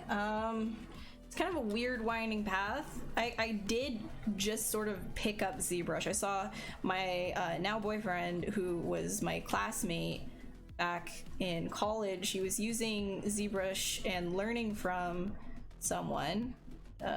Can't remember the name of who, but he was doing a course with ZBrush, and at this point I was just doing 2D animation, and I kind of was like, I don't know if I want to be an animator, like I want to be more of like a concept artist, I think, like I'm not 100% sure. And then I saw him using this and I was like, oh my gosh, that's like actually really, really cool, like I want to try it. So then I just, without having a course, started like messing around with it, and I was like, oh, I think I know I'm about to do a bad thing. So while I was in a 2D specific animation program, I decided to start focusing on my own time 3D stuff, but I wasn't really learning well. Like I didn't have the pipeline in front of me. I didn't know what to do in 3D, any of that. So it was just kind of like a hot mess for a little while. But yeah, it was a lot of just like me just kind of like messing around with ZBrush that made me feel like that's what I'm gonna do. That's my thing. That's what I'm doing, you know? Like I think this be it. But at the same time too, like when I graduated, I had been kind of humbled in my third year when I was trying to get a job for, like, we all had to do what is it called? Co-op, right? Like we all had to have like a position. Co-op, is it co-op?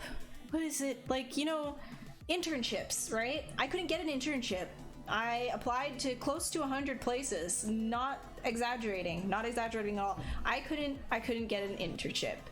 And that was a slap in the face, saying, hey, you need to, you know, like, sure, sculpting is cool and all, but you need to actually learn what you're doing, because you're just throwing around a portfolio of hot mess. Like, you don't have any wireframes. You know, if you want to be a modeler, you can't just throw around a hot mess of potato sculpts and think that you're gonna get hired. So I realized after that, okay, I got to take it a little more seriously. So I dedicated my entire fourth year thesis film, because in my program that I was in, we had to do an entire film on our own, single film on our own in, you know, most people were doing it in 2D because it was a 2D, you know, course, like bachelor of animation. It was 2D focused.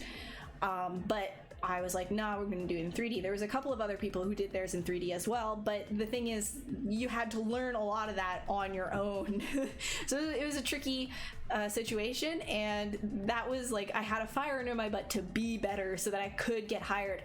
But as I went through that, I realized that so little of the pipeline relied on, like, you know, sculpting, but a lot of it was down to the technicalities, and I was struggling so hard, but I eventually got it done. I got that stupid film done. I graduated, and then I was just like, where am I gonna end up? Like, I'm just gonna be like sculpting, like, you know, or I'm just gonna be modeling things. That's fine. Just somebody take me. Somebody please take me. That was my position as soon as I graduated, and I don't know how, but I ended up getting a job at a place at ARC, which is now, you know, it's out of business, but I got a job as a character artist, for real character modeler at ARC on a movie called, like, for the Barbie movie, Starlight Adventure, which was hella cool. I got to work on Barbie, man. That's my first thing. I was like, yes, woo, Barbie. So that was pretty cool. But I found out it's because they just were so desperate for people that they were like, yeah, let's just take her. She's the only one that, like, gave us a portfolio at this specific moment that we really needed somebody. So I got lucky, essentially. And I was told that. I was told I was just lucky, but I was determined to do well. So then I found out in that job position, I ended up getting to do a lot of sculpting work too. And so then the more sculpting that I did in the workplace as well, kind of just naturally led me down this, like, you know, in studio R&D route, where they were like, okay, you know how to use ZBrush, let's just, like, get you to do some, like, preliminary sculpts. And that kind of led me down a route of, like, yeah, why don't you just be a concept sculptor now? When I went to Tangent, I got hired as a concept sculptor, so I was in R&D officially. Like, I was the initial sculpting phase before we went off to modeling. And with that, then I went to freelance after I did surfacing work when all the R&D sculpting was done there. I was also a surfacer at Tangent, but then I finished off working for Tangent remotely when I had to move to Montreal. And after that, I was just doing a whole bunch of freelance stuff. Like, I was just like, yeah, I'm open for business freelance wise, and more opportunities for, you know, R&D sculpting started popping up because I've already kind of naturally navigated my way into that, right?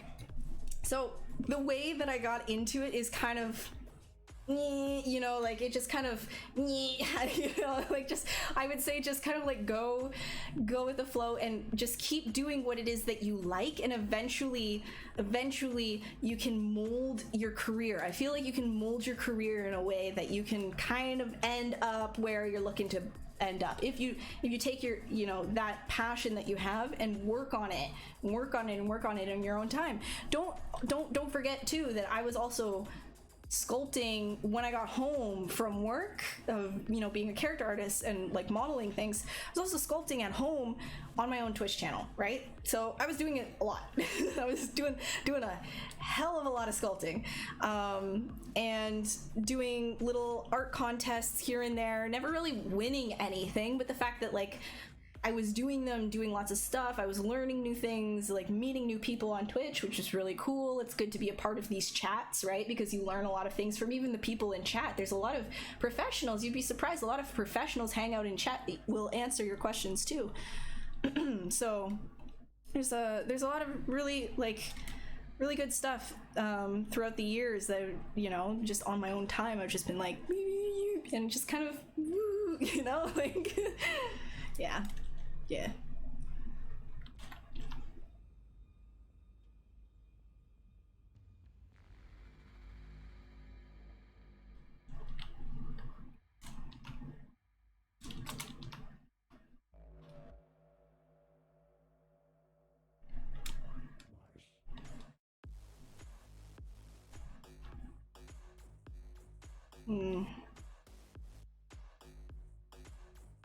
I like it, like, hanging.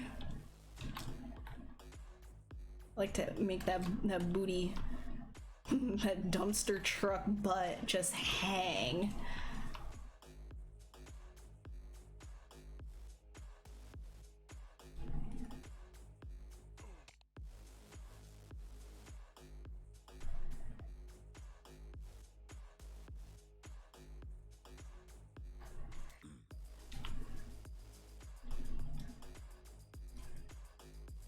Yeah, literally thick. Hey Andrew, what's up? How are you doing? I'm a fountain of good.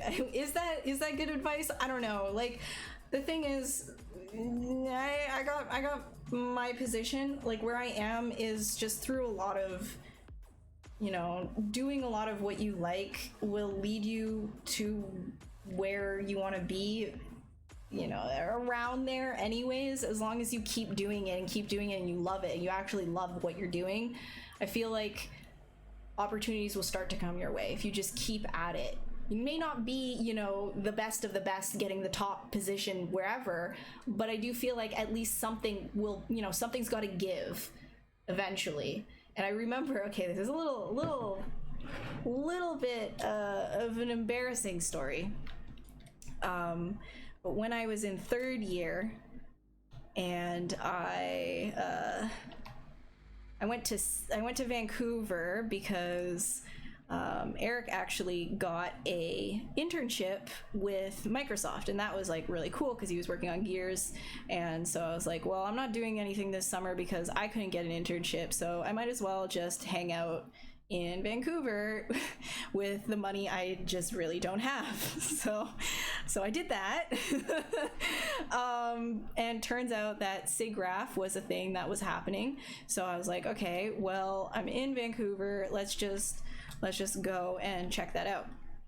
So went to SIGGRAPH, and I was trying really hard even while I was in Vancouver to just get some kind of an internship, like anything. I was like showing everyone my garbage potato portfolio, going from person to person. I remember there was a specific recruiter at ILM, and what she said to me, because I was on the verge of breaking down. I remember that is like I was so happy for everything, and then like a train hit me in the middle of talking to a bunch of recruiters, and I think at ILM I was just like really flustered, and she was just like, don't worry, I can see you're trying really hard, eventually something's gotta give. And that stuck with me to this day. Like that specific like thing just stuck with me. Something's got to give. If you keep bashing your head against something, as hard as that surface is, something will give, right? So you keep trying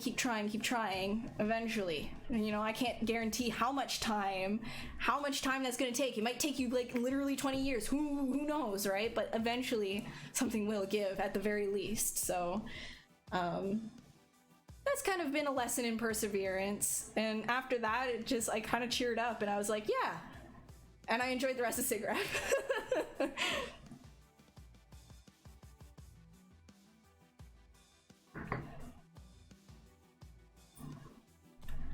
Yeah, you know, it's very important too. If you realize that that you don't want something, that's okay. You don't have to keep telling yourself that it is something that you want. You got to find something else. Try other things, right? Like there's a lot of people, I'm sure, that are out there that, you know, even me, like I have gone through this as well. Like even with animation, I thought that I really thought I wanted to do something with animation. I really thought I wanted to be an animator, and I kept telling myself that too. Like, no, I'm gonna be an animator. And the more I did it, I was just like, I felt like I was pulling teeth, but then I was just like, no, but I told myself, like, this is what I want, right? Like, this is what I want, right? And so I would keep doing it, and it was just an absolute, like, drag a lot of the time. I couldn't find, you know, that kind of passion for doing it, the patience or anything. And admitting to yourself that, hey, you know, like, you spent a lot of time, you know, doing this, but I don't think that this is really the thing that you want to be doing. And that's okay. That's okay, because there's going to be something else out there. If you can, you know, if you just keep trying new things, you're going to hit something that you're like, yo, I really want to do a lot of this. I'm really into that. You know, I have a passion for it. And even the things that you have passion for, right? Even the things that you have passion for, there's going to be times where you're like, I can't touch this thing. I don't want it. And that's fine too. Like, you don't, you know, like everybody's like, oh, if you love what you do, you're not going to work a day in your life. That's a lie. That is a lie and a half. Like, no matter how much you like things, right? Like, take your favorite video game, for example. Favorite video game. I can guarantee you that if you threw in like 200 or 300 hours into that, there would be days past those hundreds of hours that you've already put in, there would be days that you're just like, yeah, I don't know if I really want to do this today. I don't know if I really want to do that same thing today, you know, and that's fine. Totally fine.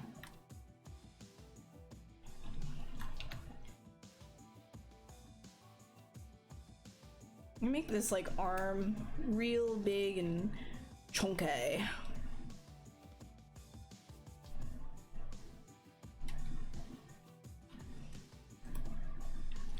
I think a big part of success, and not just like in art, but you know, just in happiness. Maybe I shouldn't be the one talking about this, but I feel like it is true because when I do practice it, you know, it really helps. Is just sort of like forgiveness. You know, you have to have self-forgiveness. You really do have to forgive yourself for a lot of things. You don't feel like doing something, that's okay, but you gotta try, right? You gotta try and find that balance. It's really an important thing. So if you've gone like a week without doing any work on the thing that you say that you have a passion for, maybe consider doing something. But if you failed to do something one day out of like a 30-day challenge or something, that's okay. You don't have to consider yourself to be like the worst person ever. If you have a bad sculpting day, that's okay. Everybody has bad like art days. You might even have more bad art days than you do good ones. And that's okay. Because then eventually when you do pull out that really awesome piece that you can be proud of, all of those bad days are the contributing factor to making that really good one. So you just have to forgive yourself. You have to get in that mindset of like, it's okay. It's literally gonna be okay. What do I use? What do you mean, what do I use? This is ZBrush. I don't know.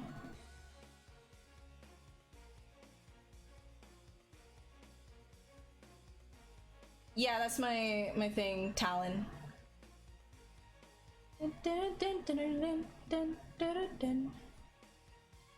Yeah, mods in Skyrim. I've done my time in Skyrim.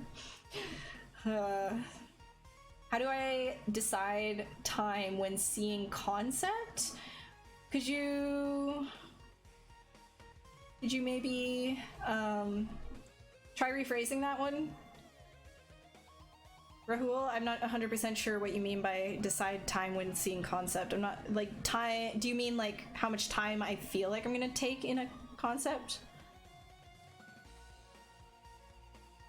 Oh, revisions in 2D animation is like, yikes, man, yeah.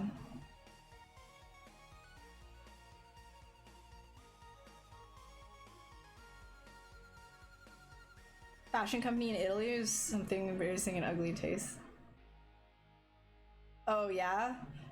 I mean, everybody's gonna have different fashion taste, right?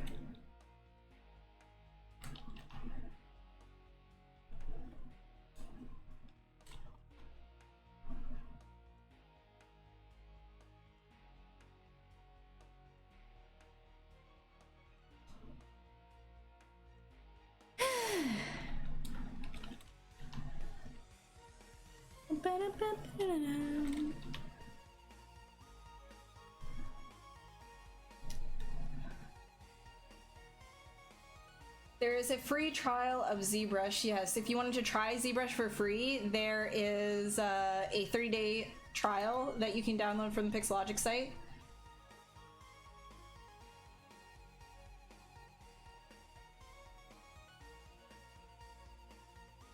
Thanks, Frank. Thank you, Talon. Yeah, it's probably, yeah, I guess. So if you're looking at a concept like a 2D concept and you're trying to figure out how much time it is, it really, like, that's gonna vary artist to artist, and you need to be truthful, but you also need to put a buffer on whatever you think, however much time you think it's gonna take you, add like 20% onto the end of that. I'm not even joking, because things can happen. You know, your computer can crash, like all kinds of things can happen, and so I would say overestimate and deliver early. At the very least, overestimate and deliver on that latest time. You want to look good, right? You don't want to give a deadline to a producer that says, yeah, I can do this in 3 days, but really in your head you're like 4. I'm gonna need 4 or 5 probably, or you're unsure, right? You don't want to think like in your head, okay, I'm gonna need like a week for this thing, but then you're like, oh well, I really want to look like impressive to this new client or impressive to this new job that I have, so I'm gonna tell them 3. Don't do that, because it's not only going to hurt yourself when you start doing overtime that you're not telling them or clocking, you're going to hurt production as well when you can't deliver it in the time that you said, or when you spend all this extra time working on it outside of the working hours that you're assigned.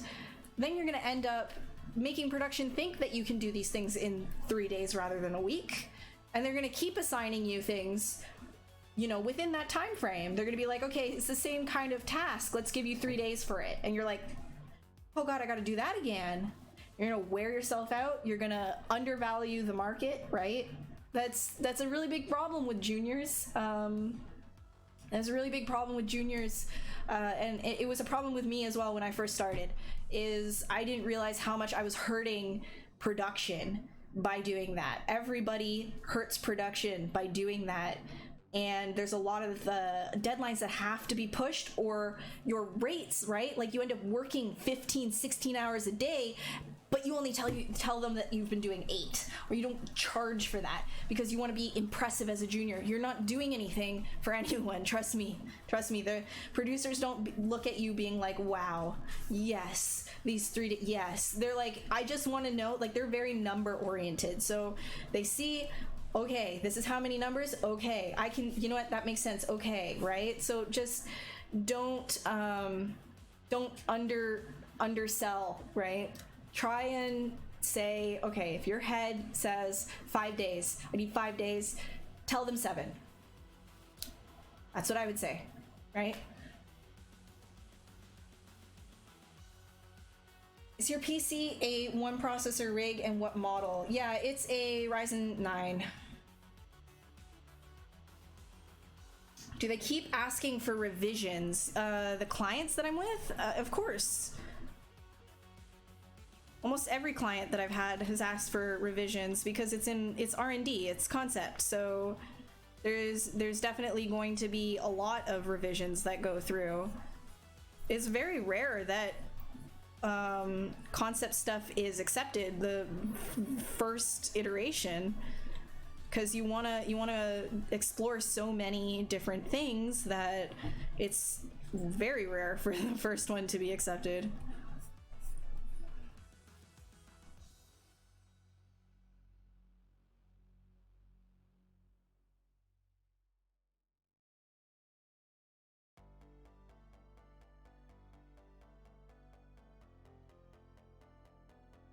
How many revisions can you do in your contract? So depending on, it really just depends on what it is, like who it is you're working for.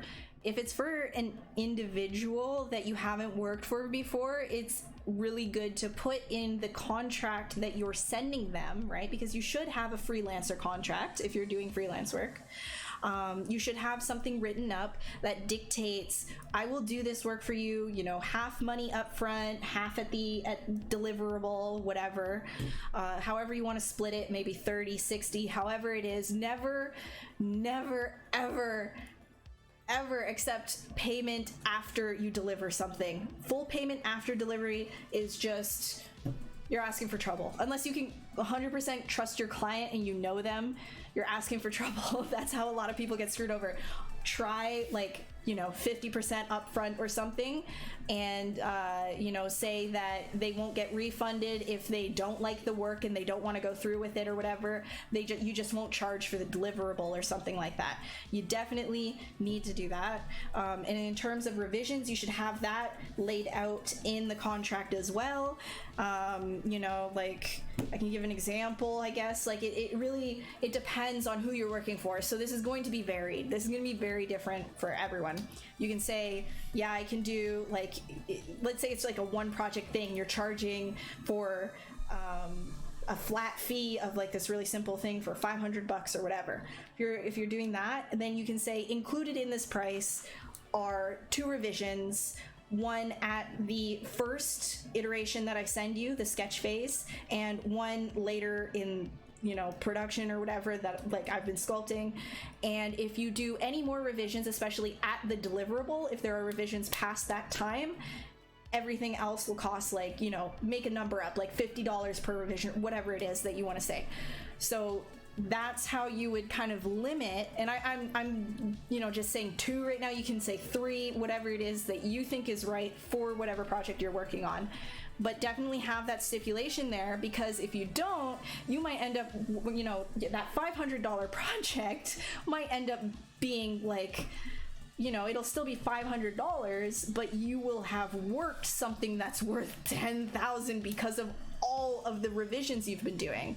So always put that in your stipulations. Hey, like, if you want revisions, I'm gonna start charging you for every single one after the ones that are included in this. That's how you protect yourself.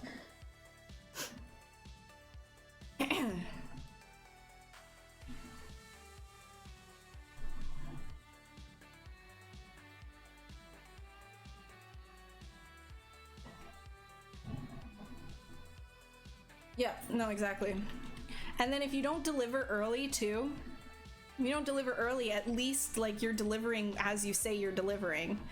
Like, that you used your buffer and that's exactly what you needed. Because things happen, you might even get sick, right? So if you're a freelancer, you don't have just, like, sick leave. So if you estimate a time and you get sick in that with no buffer, then you can be in trouble, especially if they're, like, tight on something.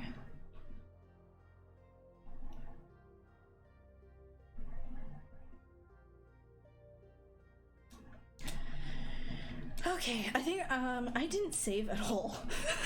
I did not save at all. Oh,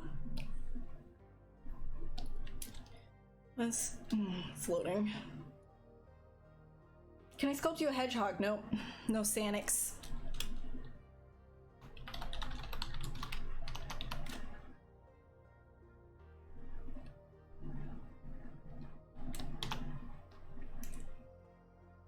What if the client changes project specifications or adds more stuff into you? Will you ask for a different price then?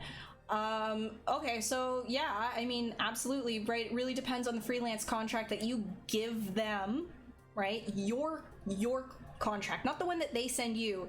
You should also be sending them a contract as well that says, these are my terms of service for using my service. This is the outlines or whatever. And if you should always read the contract that they are sending you as well, because they might try to directly contradict what it is that you gave them. There can be a little bit of a legal play that happens, especially with more sketchy clients. So you have to be really careful about that kind of stuff. Always read your contracts first. Make sure you have a freelancer contract to send people. If they change mid-project what they want to do, like let's say they hired you to make a bird and now all of a sudden they want it to be a cat, you could say in your contract, you could say minor revisions this much, major revisions this much. And then stipulate under that, have like a disclaimer saying, you know, like, this is up to the discretion of the sculptor, like the person providing the service. So you are providing the service. So if it is under your discretion, if something is minor or major, then you get to tell them if that is a major or minor thing. Of course, if you start charging them up the wazoo, you might be burning a bridge, right? So just be mindful about what you're doing with your pricing. And if you have all of this kind of stuff, in your contract, you're saving yourself, right? Like you're protecting yourself in a sense. A lot of the time I don't have to use that, especially since like I'm working with studios and studios I've worked with before and things like that, and I know these people and they've been really good to me, I've been good to them, so it hasn't been like an issue. I don't have to like do a lot of that. But for the individuals I have worked with before, that is definitely something that I do, is I outline things in a freelancer contract that I send them. These are my terms of service. No, I haven't, McBobbles. How often does my PC crash? It doesn't crash. It hasn't for a while. Touch wood.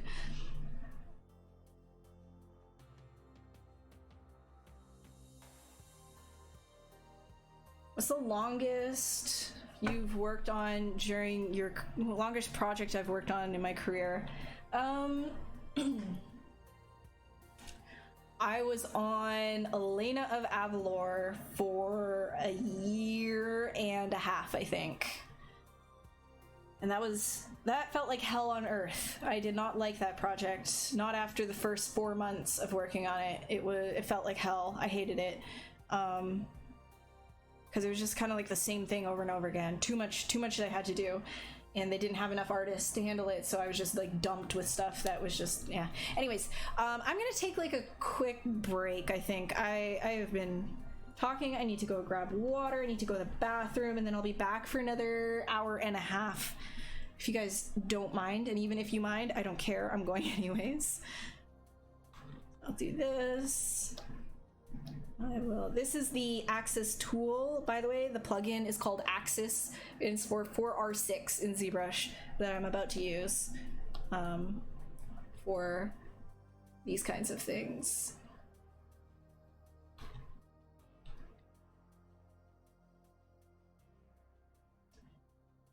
Okay, where's my BRB stuff?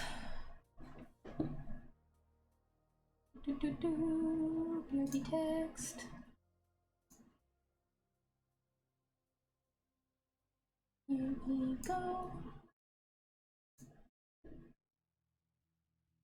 All right, I'll be right back. And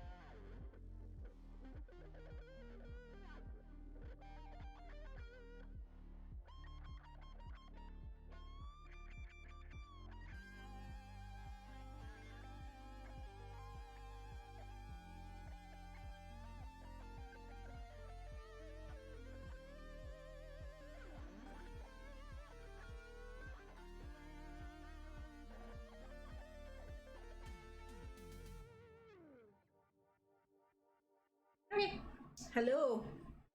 I am backies. With a friend. With a friend. Wow. Wow. There. Look. There. Oh. Hello, Pixelogic. He wants the bug. This is why I came to the stream. Yeah, he's a good boy. He's a good boy. He's a good boy. Yes, he is. Yeah. All right, let's see. What did I miss?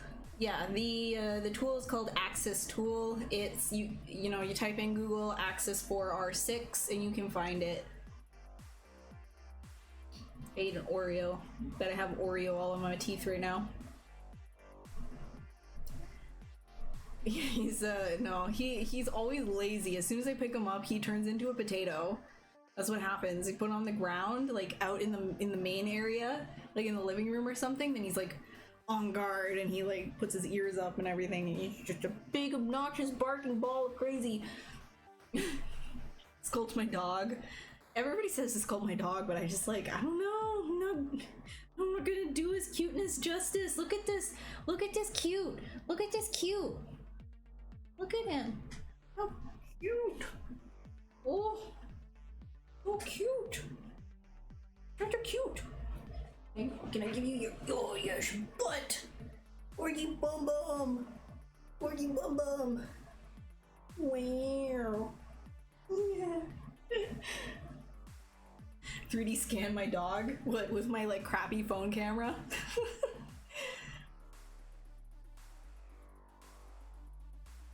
Hey Wildfire, how are you doing? Watch the viewer count skyrocket. Nah, it usually like goes down a bit because people are here for the sculpting. Also goes down when I start talking too much.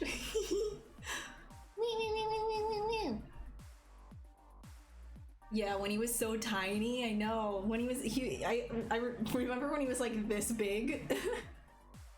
He's so big now.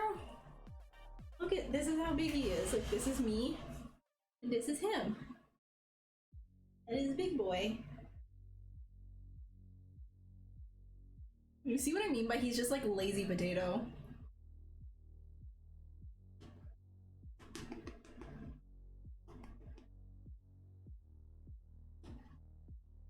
What's his name? Monty! His name is Monty from the Ministry of Silly Sploots. Do his trick? He's got so many. I mean, I can do the one where he boops. Is that what you want? I don't really have any like treats though. All my treats are gone. Alright, well we can try. We can try. Do you want to try? Even though you're not gonna really get anything? How about this? Ready? Wow! Boop! Good boy! Boop! Good boy! Boop! Wow, good boy! Here you go, you can have some treat dust. I'll get you some treats after stream. Nom nom nom nom nom. Can I teach the topology of the arms? I'm not going to be doing any topology works. Not this stream. The artist you showed last week rocks. Yeah, they're super cool. They're so awesome. Is it an Arctic Shepherd? No, he's a corgi. He's a tricolor corgi, but his mom ran out of printer ink. Look, he's got brown and black on him, right? But it's only on his back, so it looks like he's wearing like a sweater or something. And so all of he's just got white all up here because his mom ran out of printer ink. But he's a corgi. He's a corgi. Find a template for freelance contract remote work? You're gonna have to like just Google that, man. I don't have a specific site or anything to give you. I would just say Google it, I guess. And you can edit the terms inside of that. Wow. Can I have kisses? Give me a kiss. Give me a kiss. Give me a kiss. Kiss. Kisses. Oh. Really? Everybody's watching and he's just like, no, I'm not gonna give you any kisses. I'm just gonna touch you with my nose instead because I'm gonna embarrass you in front of everyone. See? I don't like giving you kisses. I'm just offended, honestly. Ugh. Whatever. I don't need that kind of disrespect. Get in your place. Go on. Go. Lay down. Lay down. In your bed. You can go.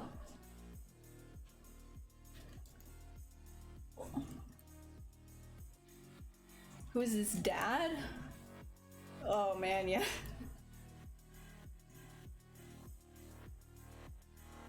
His dad was a fluffy corgi. And fluffy corgis have so much hair. They're very fluffy. They're very furry. He is not super fluffy. His neck is super fluffy, but that's it. Alright. Back to business.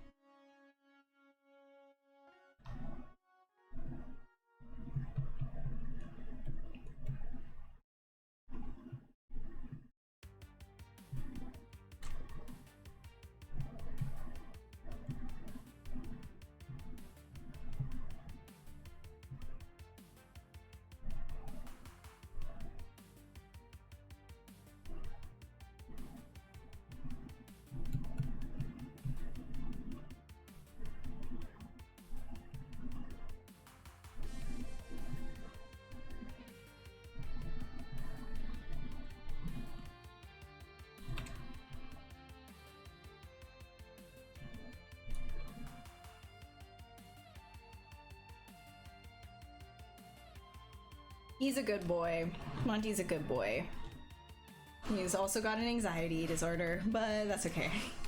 Let me tell you, oh my god. I swear to god, the amount of times that he makes it, he's like, okay, my dog, because of his anxiety, ooh, I still have the BRB thing up. Oh my gosh, nobody told me.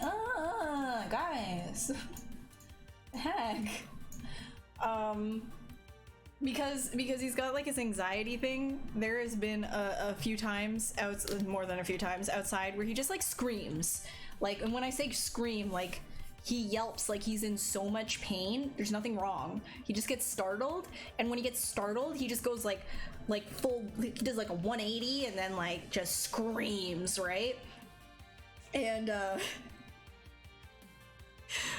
he tends to do this while there's quite a few people around, while, you know, I'm just there, like, I swear to god I'm not beating my dog. I swear to god he just does this. Like, you just see people looking at me with absolute disgust, and I'm just here like, no, you don't understand. It's kind of like he's the equivalent of a what's it called? Like, you know, like the kids that call child social services because their mom took away their Xbox. My dog, dude, Monty, like, he would be that. If he was a human, he would be that.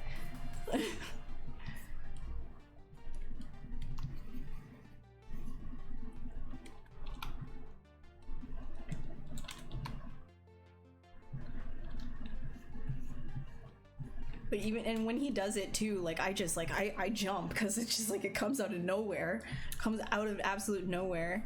So I've started, I realized he's not very good with getting touched while he's on his W's. So I have started, every time I give him a W now, when I say W, I'm using, you know, the W-A-L-K. Every time I give him a W, I have to reach down occasionally and just gently touch his back. So he's like, and he jumps every time I do that. He jumps, and so I have to keep doing that and doing it now, so that he doesn't scream when his back is touched, because he has that much anxiety. The poor baby.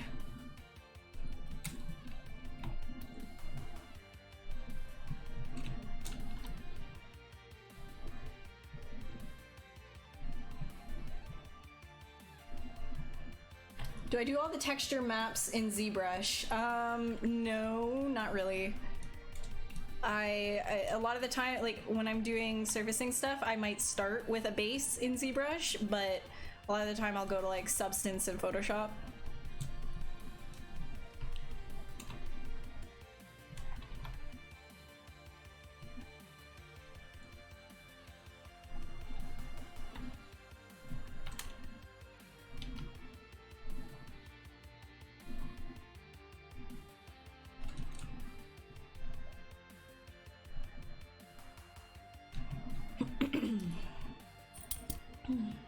Sorry, Sad, you're gonna have to contact Pixelogic about that. I don't own this channel.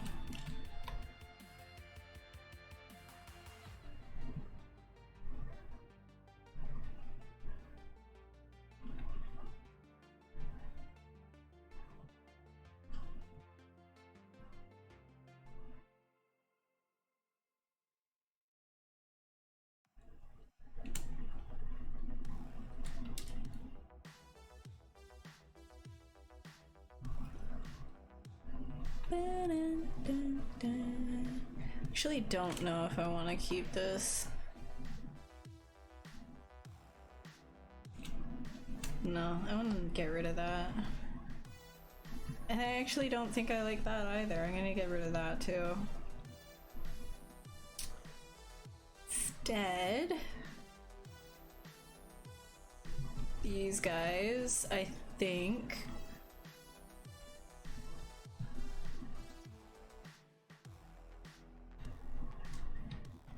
I think I'll just kind of bring them in a bit more on these ones. So a wider stance will help it with support.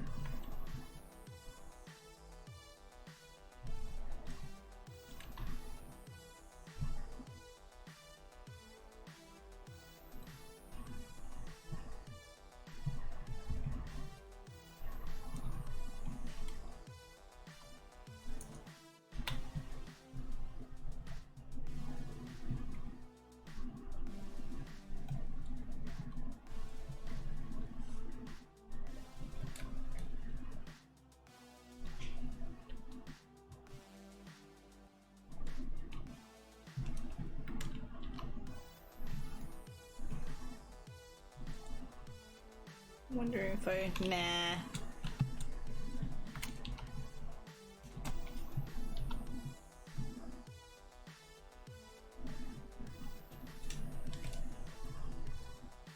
Nah.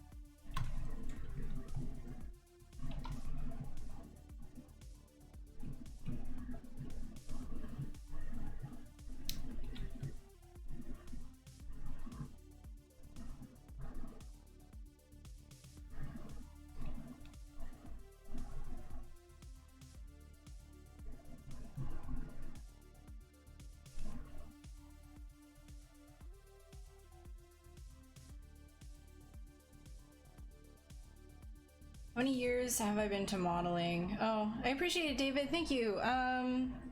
I've been doing this for 6, I think, years. 6 or 6.5, 6 years, I think. Something like that. I think. Yeah, I graduated 5.5 to 6 years. Yeah, 6 years. Just about. Do I sculpt only creatures and characters? Yeah, so Yeah, a lot of my work is creatures and characters. I've done like a fair bit of environment stuff as well. I've only really like had to do like a sort of vehicle, hard surface vehicle thing like once before. It's not really like my specialty.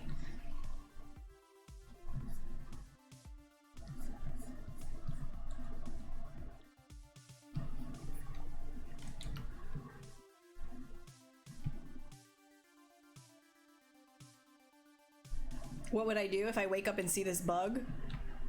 Except that I'm about to die. Because I'm pretty sure that's exactly what would happen. Okay.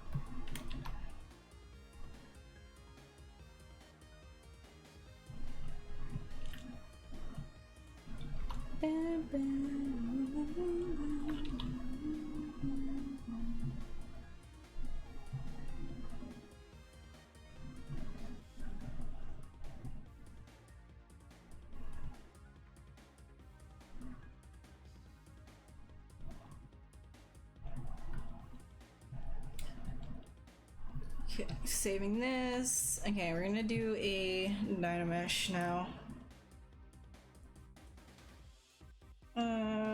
Yeah, nature is scary in general. I follow a Twitter literally called Nature is Scary, or even Nature is Metal. Like there's some like stuff on that. Hey Mike, it's good to see you. How are you? Thank you.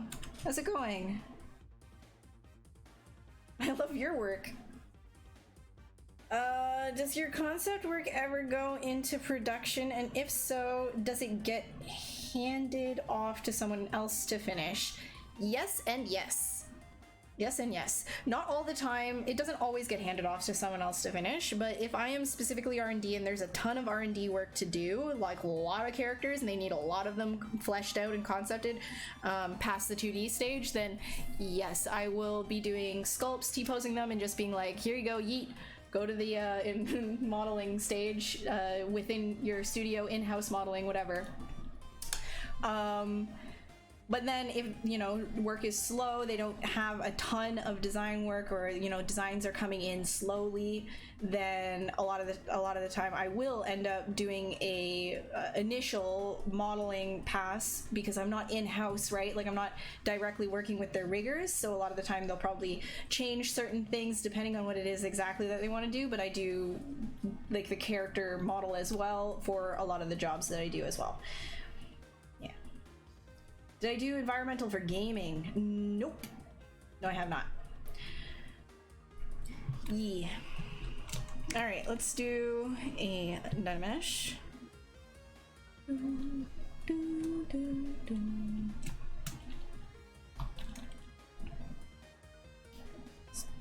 Stroke. Lazy mouse. Oh, that's big.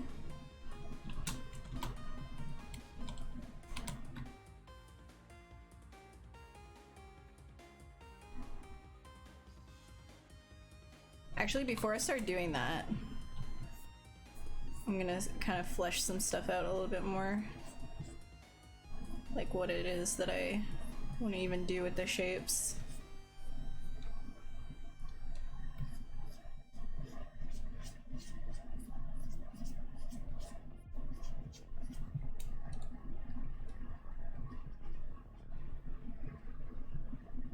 So I'm probably gonna have a lot of these interior shapes.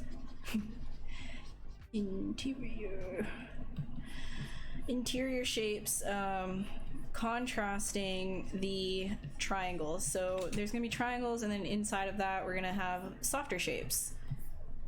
And that in itself can act as a busy design's way of giving you a break, an eye break, believe it or not.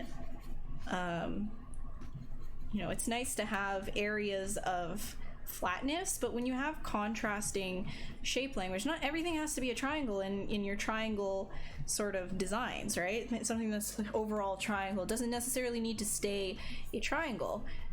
You can give respite to the eye by creating contrasting shapes.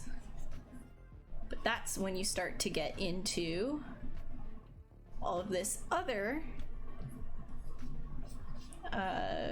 work, which is not necessarily the primary shapes. Like, we are working here on more detail, so this is not primary anymore. It's not even, I wouldn't say it's secondary either. It would be more like, now we're starting to work on our tertiary and fourth level details, things that start, you know, we start going in there, you know. So these circles are gonna be a little bit like harsher lines. At the same time, this is gonna really like be a different sort of look than all of the triangles that are going on.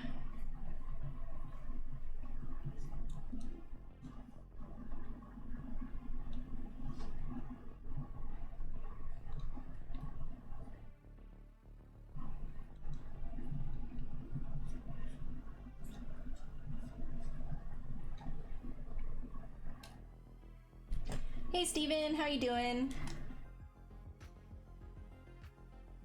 How do I bake my texture mask to Substance? You gotta bring your low and high res over to Substance if you're gonna do it in Substance. There's like, you can do like, you know, you can do baking here in ZBrush as well.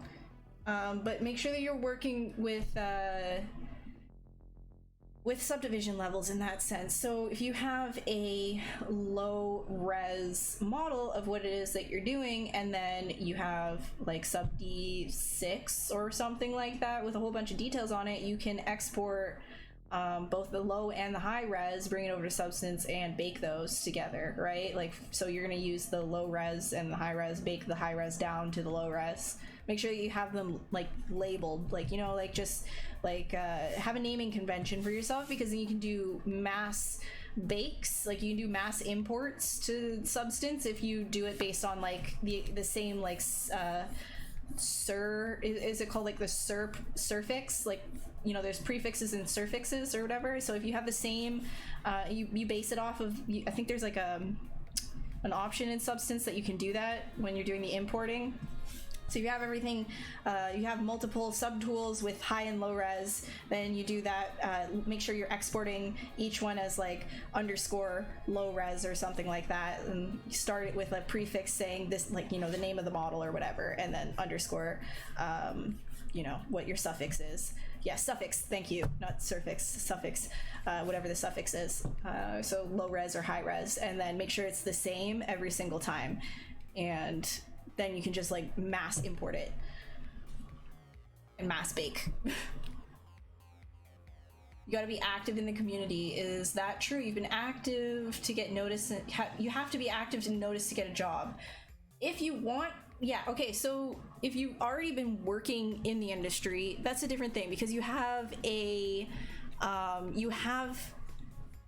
if you already are like in a studio, you have a network in that studio, right? If you have not worked in a studio and you're looking for freelance contracts, that can be really tricky if you're not visible, right? Because like, where's your network? Everything is dependent on a network. You have to have a network of some kind. How do you grow a network? Well, you have to interact with people, right? Interacting with people will grow your network, and interacting with the right kinds of people. So if you are in a studio already, right, or you go to a lot of different hiring conventions, and you're talking to a lot of recruiters, and a lot of, maybe you're in school for 3D, and all of those people around you are also doing the same thing, that's also a network, right? Because you're getting to know these people. So a lot of jobs, in my experience, getting jobs is word of mouth. A lot of it's word of mouth, especially like the good ones, the good jobs. So that's not entirely true also, but I do find that like the good clients do come from word of mouth, because they're essentially getting recommended to you, like, or you're getting recommended to them by people that you know that you're really good at what you're doing, and so they trust to then pass you off to whichever other client. So word of mouth is really important, but you can only get that if you have a network. Now, with that being said, if you don't work in a studio and you're doing stuff all online, then yes, you absolutely need to be visible, because if you don't, nobody's going to see your work. How are you supposed to get jobs if nobody knows what you do? Nobody knows you, right? So you have to be visible. Hey Javid, how's it going?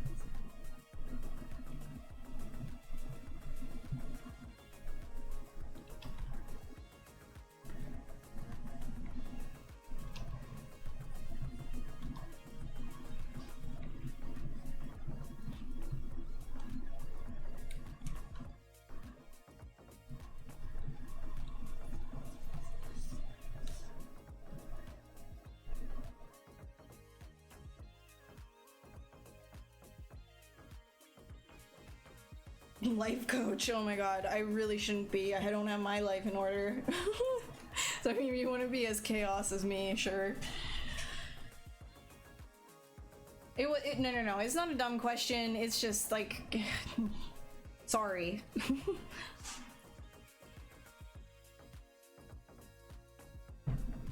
The best artist in the world? Far from, but I really appreciate the compliment. Thank you. I'm glad that my art touches you so, but it is, I can definitely guarantee that I am not the best in the world.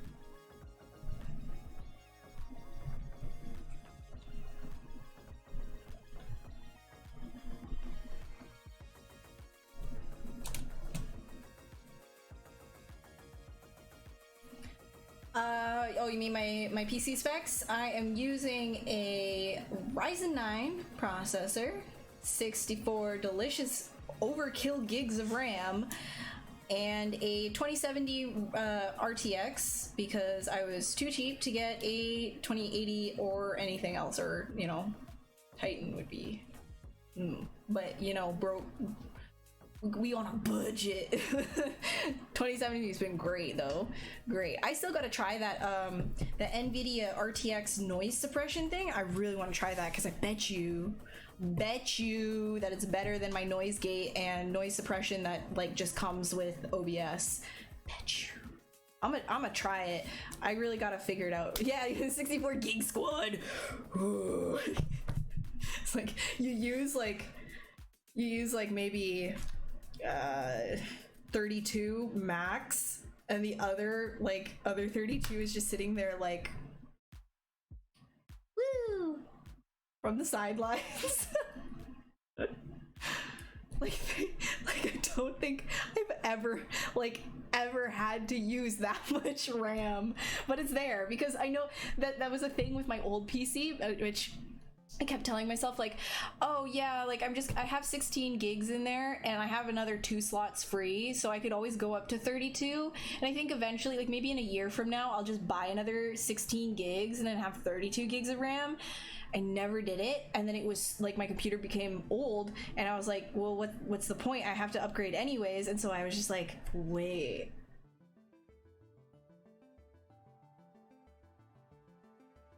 why not? Why not just max now? So that's exactly what I did. Have I tried using NVIDIA streaming software? Yeah, no, that's what I'm saying. I haven't tried it yet. I want to see what's up. Let's see what's up. I don't know if ZBrush is ever coming to the iPad, bro. I have no idea. That's a question for Pixologic, and I don't know if they're gonna be able to answer you either. We're RAM twinsies. I know. We're like 2 rams fighting each other with our horns interlocked, trying to shove each other off of a mountain. Is this Wacom Cintiq? Yes, it is. Yes, it is. My system has been running 32 gigs for the last 5 years and it's good. Only part was that it failed was the old GPU, which you replaced. You're still using an Intel i7. That's amazing. I'm really happy that it's still working for you. My old PC, my old rig, was an Intel i7 and it was great, but I just, you know, like, I wanted more. I also wanted to have some tax write-offs, you know?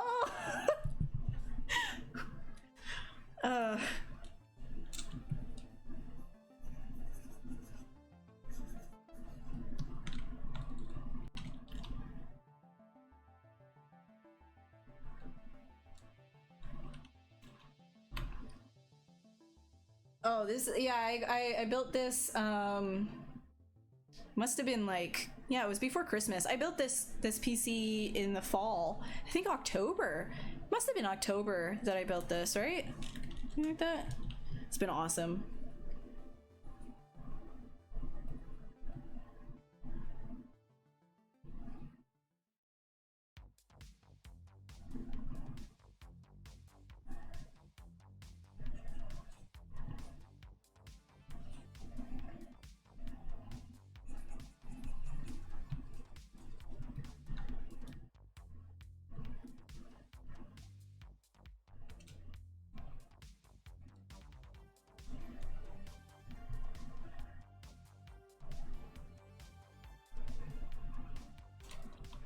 I was so stressed out too when I was buying, like, so because I did a mass buy, I wasn't buying things I was buying every part individually from different sellers depending on prices, because I was doing that big coupon shopping, you know what I mean? I was doing like professional PC couponing to get the best price for all of these things that I wanted to do to build this PC.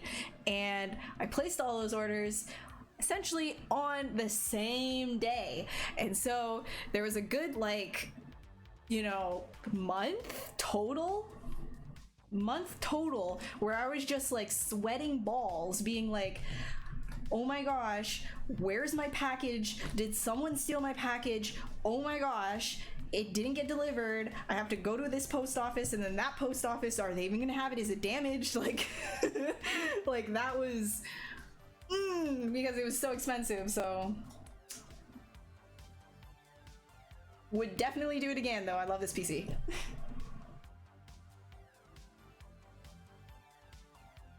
Gaming, yes. Yes.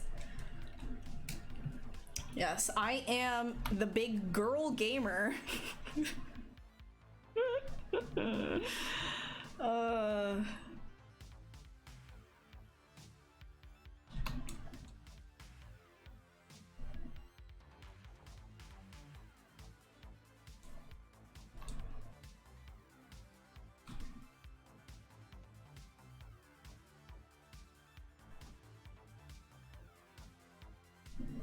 Do I want to do that? Nah, I'll keep it like this. I'll just like chunk that out afterwards. Girl gamer. Oh. Yeah, I just have a 2070 RTX. Is Gucci.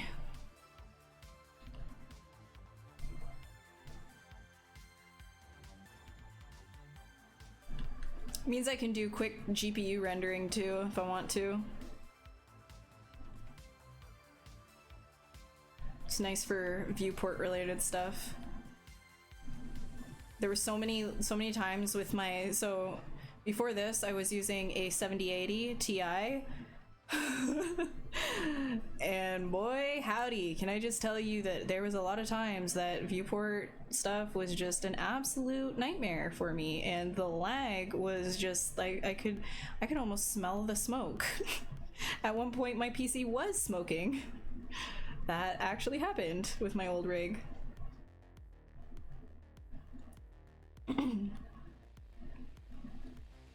So the upgrade happened.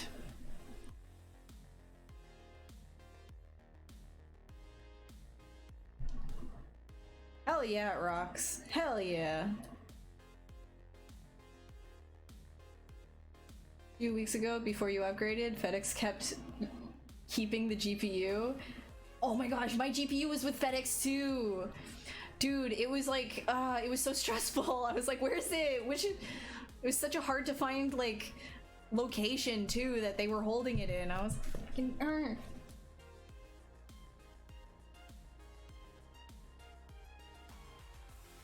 Yeah, that's good. Alright, see you, Luca. Have a great night. You only had one core, was an old rig, and you're doing a lot. Wait, you had a one core processor? Oh, you cannot be in this business with a one core processor. No. You want your renders to take 9,000 million freaking hours? No.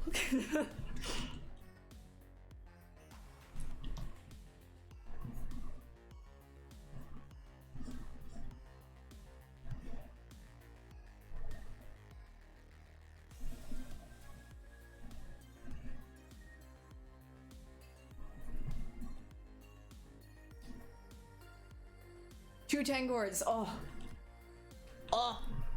Your renders must be.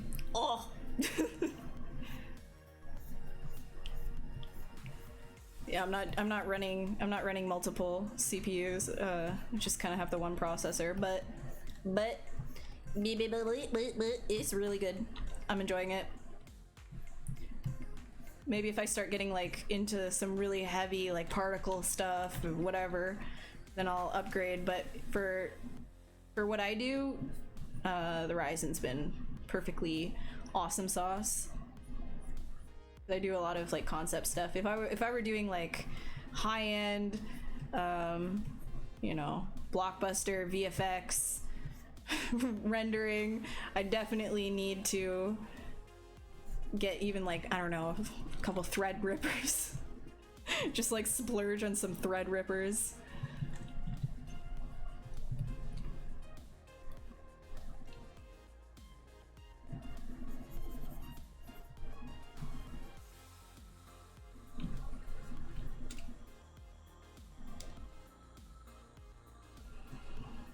I think I'm gonna actually, yeah, I'm gonna give this some chonk so that I can pull this out a little bit like that. And then I will change the overall shape of this guy down.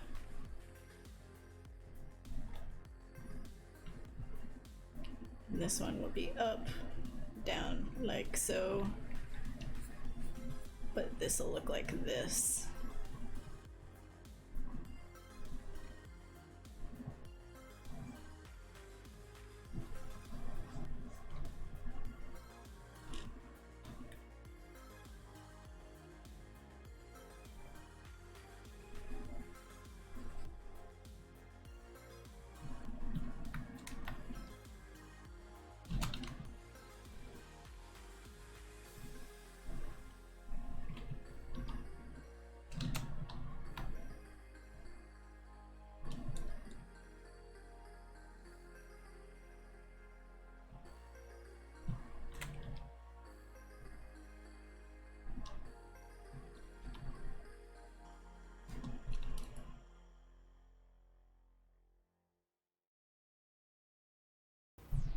Yeah, you can always use a render farm, that's true, but I would, like, if I ended up starting to do, like, a bunch of, like, you know, AAA movie quality VFX shots and stuff like that, which is not my specialty, that is not what I do. I do a lot of paint overs of 3D stuff, like, concept stuff, like, you know.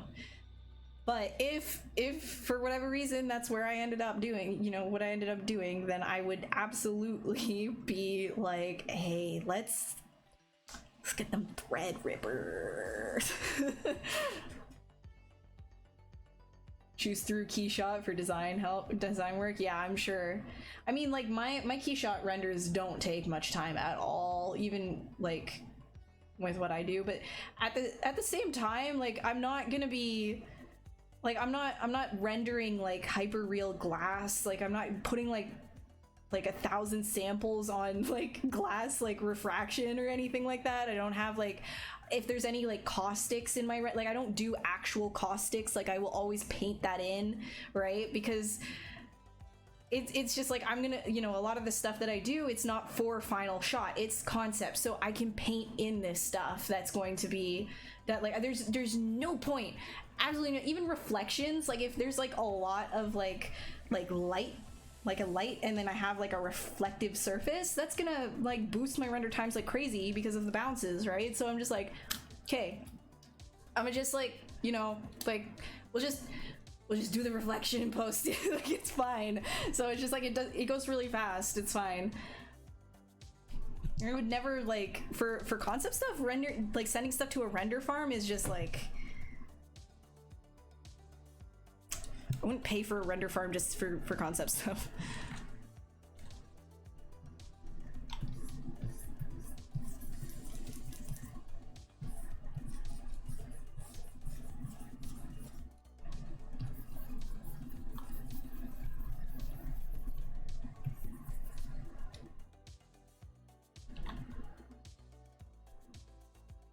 Yeah, you get it. Keyframe? What do you mean? What about keyframe? You mean Keyshot? I use Keyshot. Is that what you mean? I don't know what you're talking about. I do big poly stuff. Yeah, big boy thick poly stuff. Thick polys. I am thick poly. Right now we're at only 1 million? Only 1 million. Not thick boy. We aren't thick yet. We need to get thicker. We need to get thicker. Thick poly. Using the bridge, and if you enable GPU rendering, the model becomes somewhat formed from shady spheres. CPU move. Yeah, I don't know. I've never tried GPU with Keyshot. GPU stuff I usually only do like in like Maya, and I've used cycles with GPU before. Did I start this out with Z spheres? Nope, I actually just used random, just spheres, primitives. Keyframe concept is short for, oh, keyframe, you're talking about keyframe art. I got you. Yeah. I've done, like, it's not necessarily keyframe. I guess technically, yes-ish, because it's for pitch work, right? So I've done, yeah, you're talking about Keyshot. Yes, I use Keyshot, but for me, like, have I done keyframe stuff? I mean, I guess technically, because I've done work, like, you know, paint over stuff for pitch work. Like, so a client, my client would be a studio, and then, or whoever, and then they will have this project that they want to get greenlit, and so they need to do a proof of concept. That's usually where I come in. This is R&D, right?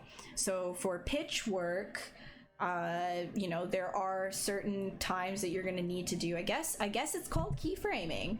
I guess it is like keyframe, where you do like a sort of like a shot of, like, you know, what it would be. But I don't usually do like all of the environment stuff and all that kind of thing. Like, I would just like say, like, you know, I would pose like a character and get it all nice looking and stuff like that.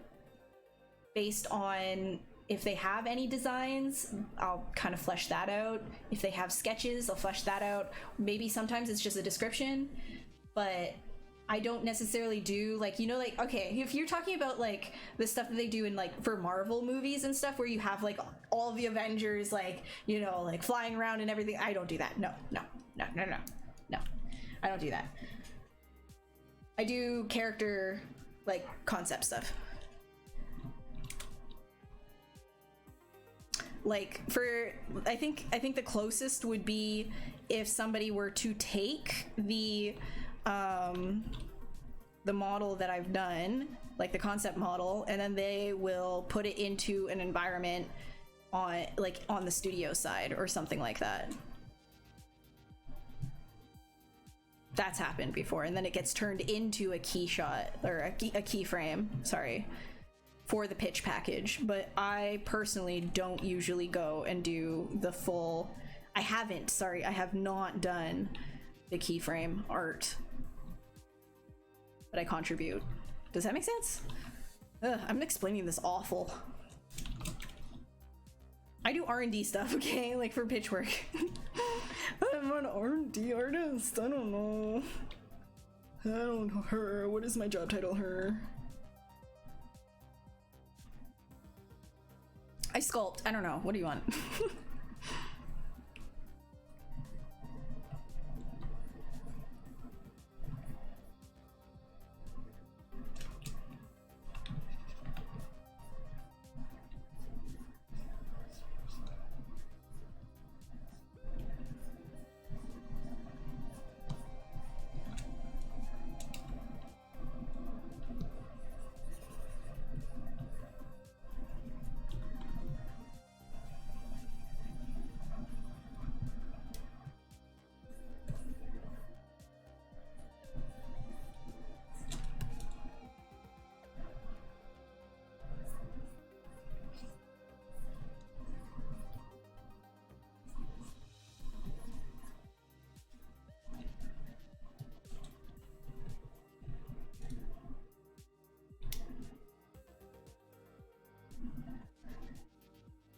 Yeah, I do, yeah, dynamic posing for characters. So if it's like a, like, you know, just something to describe the characters as best as possible, sometimes I will do like a paint over sort of surfacing treatment for it, but a lot of the times it'll just be like sort of a black and white thing, because they just want something else. They just want a straightforward, like, this is what the character is in 3D. But sometimes there will be like a little bit of a surfacing treatment. However, yeah, like it really is like I'm helping to concept characters in 3D. That's what it is, bringing them to life. But doing like the whole story moment, usually that I have, no. I mean, it would be cool, I wouldn't be opposed to it. I'm just saying, just wouldn't be opposed to it. But a lot of the time, they have that already planned out in studio. They just want like the character in pose for it, and then they will put everything together in house based on their art director being there.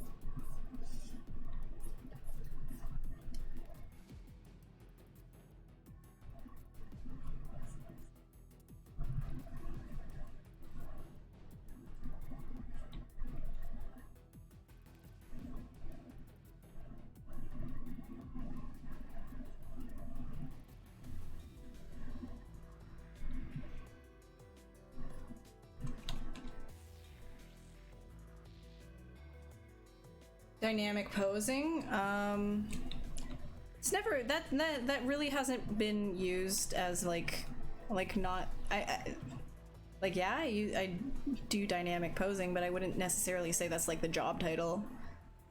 Like, I know that keyframe artists exist, right? So I wouldn't necessarily say that like I'm a dynamic poser. My job title is concept sculptor, or R&D artist, or previs artist.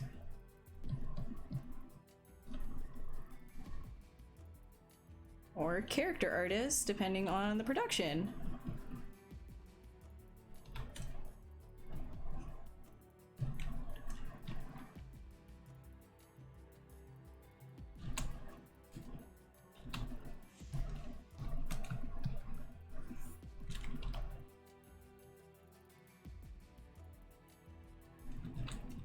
Actually, what am I doing with that? That should have just stayed tiny. Like that.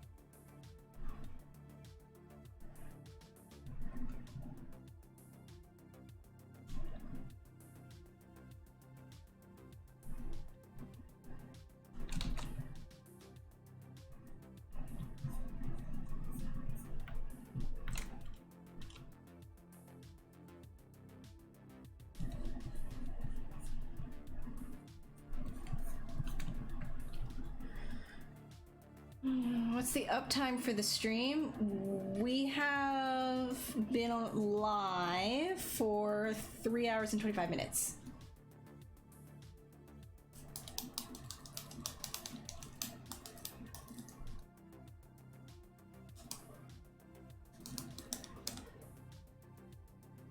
What tablet is this? This is a Cintiq 22 HD.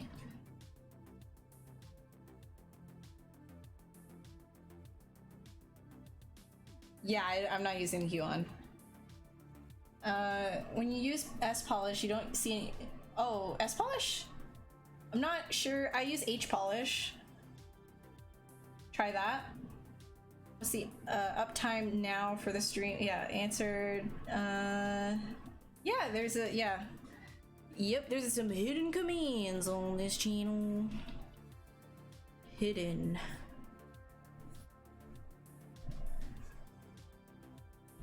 Actually, we can do this, that.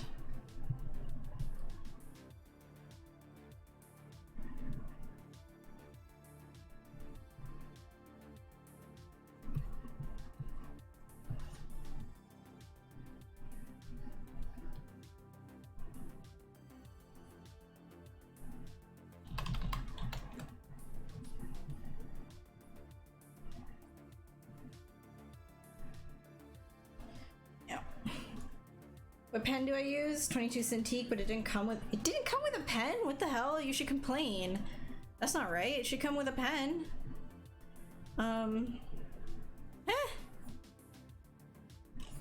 Yeah, it should come with a pen. And I don't know if this is the Cintiq pen that I'm using or the Wacom Intuos Pro Medium pen that I had. Not sure which one it is, because they're both kind of the same-ish. But they also both work on the same stuff.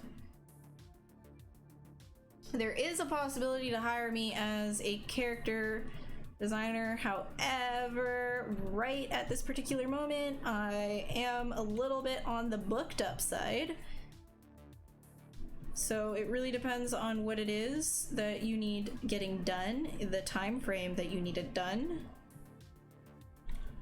In which case I will be able to answer that or not. And the thing is, like, the only way, you know, that I don't do work for like commission level prices either.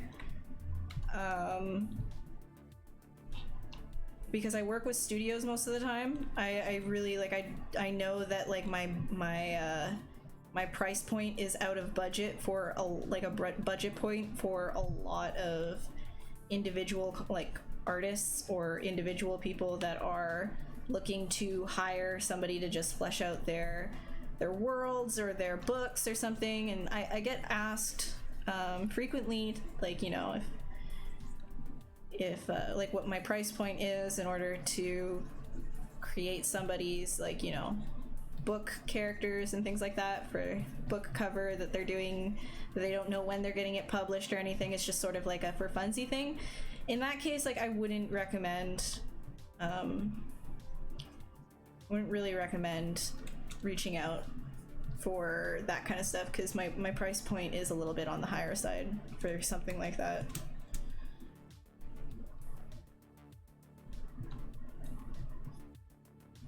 Your girl's gotta eat, you know? So I'm not gonna be doing like a sculpt for $50, for example, or even like $100. It's a little bit low, because again, you gotta like think about how the price point for your art really depends on how you look at, you know, how much money are you making per hour, and that's like a really good way of breaking all of that down. So if I were to charge you only $100 for, let's say, this thing that I'm doing, so if I were to give it to you at this date and you were totally happy with that, like 4 hours of work for $100, and you were like totally happy with that, like, no, like, that's it, this is all you wanted, was this specific like rough thing, and $100 is, it's all right, it's fine, because if you think about it, you're breaking that down, you're like, okay, that's $25 an hour you're making. It's like, it's all right, it's passable. It's like, it's not exactly great in terms of like a freelance wage, and the reason why I say that is because you have to deal with taxes yourself, you have to deal with your own insurance for your health, all of these kinds of things that come into play that you don't have to deal with as much when you're working at a company. So your price point is going to change. So if I were to say, okay, let's do something a little bit more extreme. I put up commissions and I'm like, one sculpt for $100. All right, somebody commissions a kaiju that is super realistic, and I accept it for whatever reason, and it takes me 50 hours. Now, break 100 down to 50. How much money are you making per hour at that, right? That's like it's ridiculous. It's like, it's not. So at that, you know, that's sort of how you need to think about it. You need to value your work based on your time, because time is really valuable. And so a lot of the time I can't accept indie work. Not necessarily like indie work, but like people who are like just doing passion projects, because their budgets are very low, and that's totally fine. Like if I had absolutely nothing to do and I really liked your project, I probably would. I would jump on it and I'd be like, yeah, like I'll work with you with your really low price point because it seems really neat, but because I have nothing else to do and I don't have any of my personal work that I need to do or anything like that, or my personal projects, sure, fine, I'll do that. But the thing is, a lot of the time that's not the case. And if I were to accept that lower price point, here's the gamble that you're taking as a freelancer. Let's say you didn't have anything that you had to do at the time, and somebody was offering something way lower price wise for what it is that you have to do, and you know it's going to take a long time. If you were to accept that, then in that time frame that you were doing that, right, in the time frame that you were doing that project for that person, actual studio could come by and be like, hey, we need this, like, you know, here's like a decent price, like, you ready to do it? You're already tied down with something that's like not paying you very well, right? And so there's like, there is this kind of like thing where you're always kind of like gambling in a sense with, oh, this is a really good project, I'm gonna take that, but then that means you're like on that. Unless you're like a fickle person, you're like, okay, that's it, there's this other opportunity, I'm gonna like not be loyal to you, I'm gonna jump over to this. Like, don't do that because you're burnt bridges, right? But there are gonna be opportunities where you have to turn that down as a freelancer, and that's not you being a bad person, that is you worrying about your own income. Because like I said, if you're charging $100 for something that ended up taking you like 50 hours to do,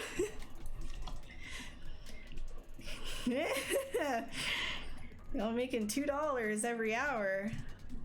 It's that's something, you know. That's not so hot. So you have to be wise about that. It's not any kind of a slight to anybody who comes and asks about their projects. Like, I'm not like, you know, denying it because I think it's stupid or anything like that. It's like, I have, you know, work that I have to do already, and that is, a lot of it comes from studios, and so doing other work that like on top of that for $2 an hour is, or even at like you know, for people who are able to afford it a little bit more, like $15 an hour or whatever, it's like, yeah. So hopefully that shines a little bit of light if anybody was like confused by that.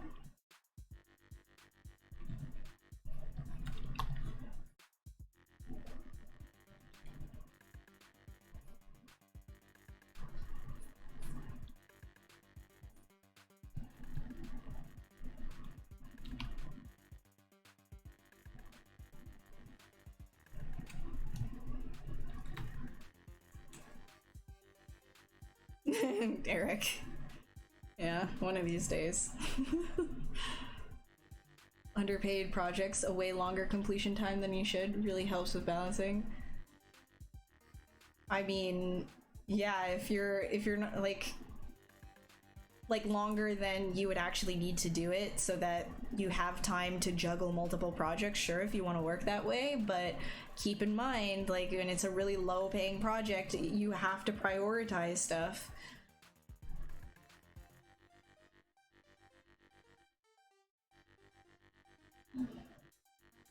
How long can a full single character take to actually complete, like, a human character? Depends on the. I know you hate. I know everybody hates hearing, oh, it depends, but it does. It really depends.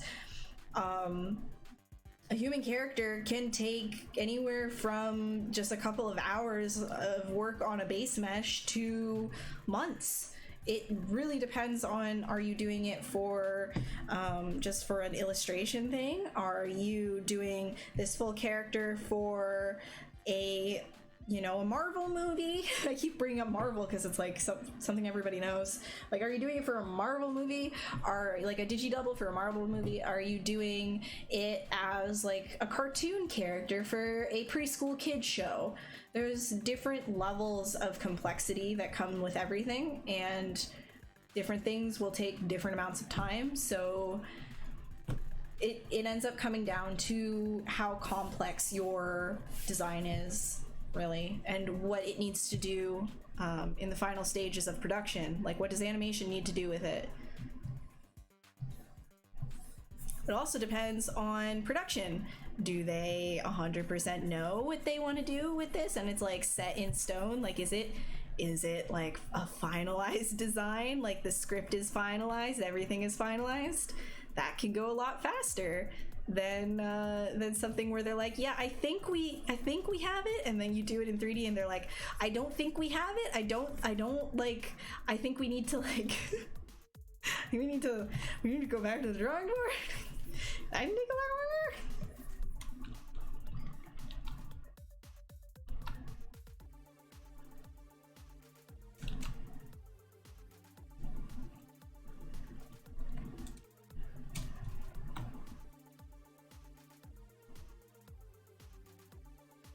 Screen tablet versus normal tablet. Normal tablet, I would say totally fine, but you don't have the same hand-eye coordination. There's a disconnect, right? You have like a tablet that's in front of you, but you're not looking at the screen. There is a disconnect from the screen looking ahead and what you're doing down here. So there's a little bit, like, it's, if you're doing painting and stuff, don't recommend it at all. I would recommend a screen tablet, but for sculpting and modeling purposes, I find like a regular tablet totally fine. Totally fine. I was using a Wacom Intuos Pro Medium for a very long time. It's one of my favorite tablets, honestly. It's over there. I still have it just in case this one is not something that I can use anymore. I would easily go back to that one. It's totally fine. But for painting purposes and just being overall immersed in the stuff that you're doing, I find screen tablets awesome. Totally awesome. Main characters on AAA can take up to 8 months to complete with all the revisions. Yeah, there you go. From a game dev himself. Easy E3D. Average though, if you can complete a character in under a month, start to finish, you're a really good spot. I agree. Definitely agree. I mean, as long as like the complexity isn't absolutely like spaz mode.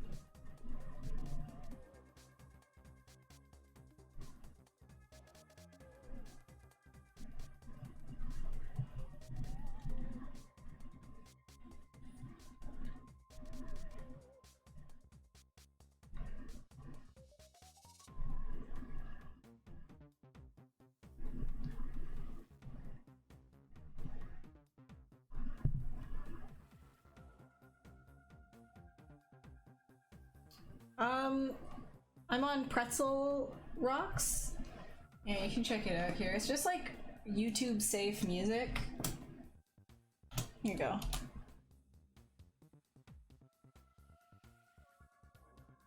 Hey, I'm making a bug boy, buggy bug. It's tablet, it's Wacom Cintiq 822 HD. No screen yet? Yeah, it's all good though. You're probably getting by just fine.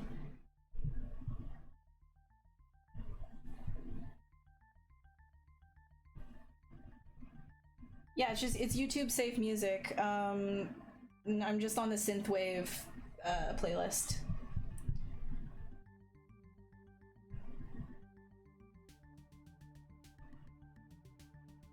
One life and leaving your base is terrifying. You most likely get you killed. Yeah, I mean, I feel like we're all playing that, right?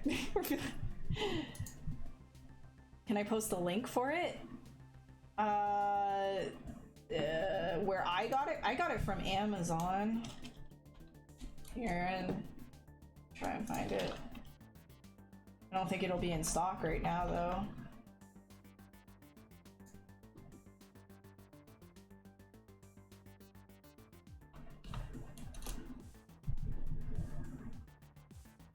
Yeah, it's not in stock.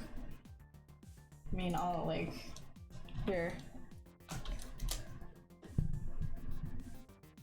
you have any books or resources I recommend for learning human anatomy for sculpting? Sculpting Anatomy for Sculptors is a really great resource for learning anatomy, absolutely. And I also recommend Force Anatomy. So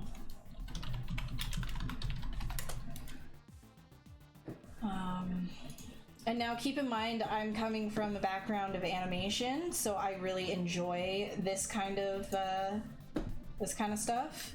Here, I'll show you. Wait. So this is Force Anatomy, which I recommend, and then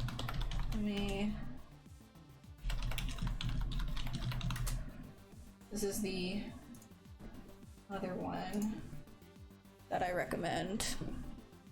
Right here. This is Anatomy for Sculptors, and this is Force Anatomy. So these are two really great books. I think Anatomy for Sculptors you can actually get as a online book, like a digital book, so you don't necessarily need to get it shipped to you or anything.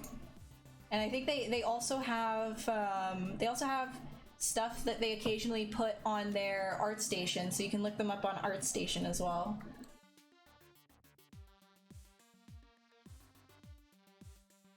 Any tips to learn ZBrush faster? You have to put in the mileage, man.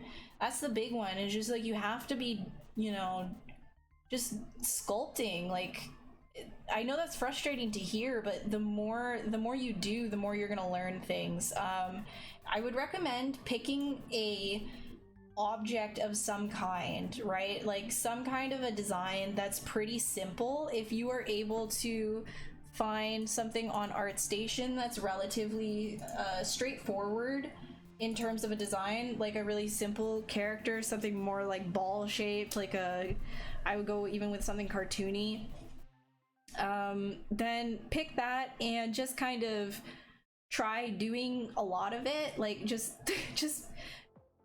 work with it. Okay, so if it's like a sphere, like how do we start with a sphere, and then you can look up things as you need to look them up on Google, based on that specific character that you're working on, or creature, or design. But make it simple, make sure it's simple, right? Because and this is going to sound super cheesy and stuff like that, but it's really important to set yourself up for success, right?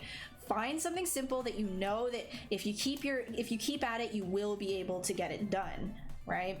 Because when you do that, you're going to give yourself a boost of confidence and motivation that you're going to want to do more, and you're going to learn a lot better. Your brain is going to be open to learning. When you're in a negative headspace, you don't remember things, you push information away, you get frustrated, anxious, all of these things when you're in a negative headspace. So you want to be positive, you want to feel good about what you're doing. So definitely look for something simple. Find a simple design and be like, okay, have that up on your screen and think, how am I going to do this? Well, I need to start with what's the overall shape of the character, or simple thing that you found to design. Maybe it's a rock even. How do you start with that? Okay, well, that rock that I see, I could start with a sphere, and then, okay, well, now how do I start to transform that sphere into a rock? Move tools, I guess. Google ZBrush move tools. You'll see a whole bunch of information of that, right? So there's like, that's usually how I learn different things, is I find a design or something like that and I start working at it, and as I need, I will start looking up things regarding that specific project, because then you are really putting in your brain what it is that you need to finish what it is that you want to do. There's so many tools in ZBrush that you don't need to know right off the bat, or even ever, especially when you're being a character artist. You just need a specific set of tools to get your stuff done, right? So that's what I would do. There's a lot of other people that you can look to that have really great, intro to ZBrush stuff, including, I'll give you a couple of names to look up. There's Flip Normals, there's, bitch. There's even Z Classroom, which you can find is literally on the screen over there, right? That'll help you. There's so many others too. Shane Olson does a lot of really great stuff. Yeah, there you go. You typed it faster than me. And he even streams here, even like the devs on the Pixelogic devs stream on this channel as well. You can go onto the Pixelogic YouTube and find a wealth of information. Yep, Pablo Munez, I agree. So yeah, there's like a lot of people here that can help you with that. Anyways, I definitely did way more talking than I did sculpting this stream. Wow. Just making up for the fact that I'm not gonna be around next week. I'm taking a break because time is valuable, as I was saying before.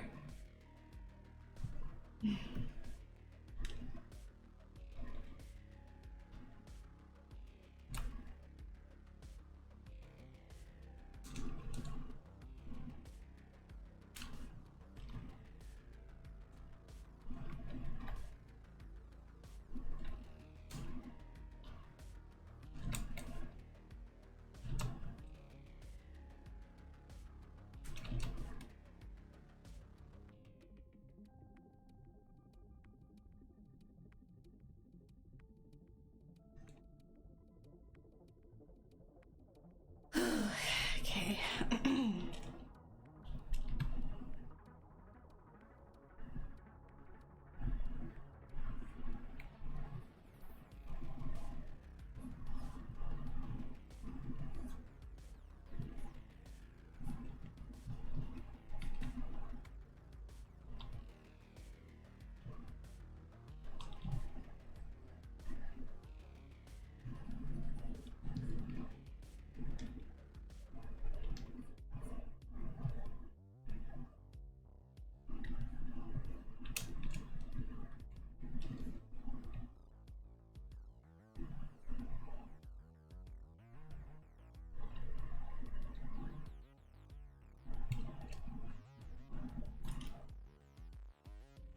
Yeah, it's a lot of fun.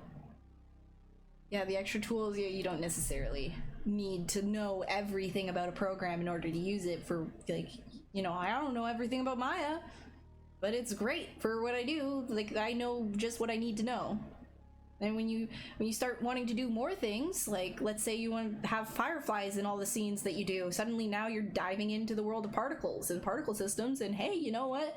That's cool, but you're gonna have to learn a whole lot of other tools, right? So in that case, you start researching about that, but you do it based on the project that you're doing, and I find that that stuff sticks in your head a lot more, makes a lot more sense. You're not getting like this abstract sort of like theoretical, this is why this tool works or whatever. You're hands-on, because art is hands-on, right? So if you're not hands-on with what you're learning, you're not going to remember it.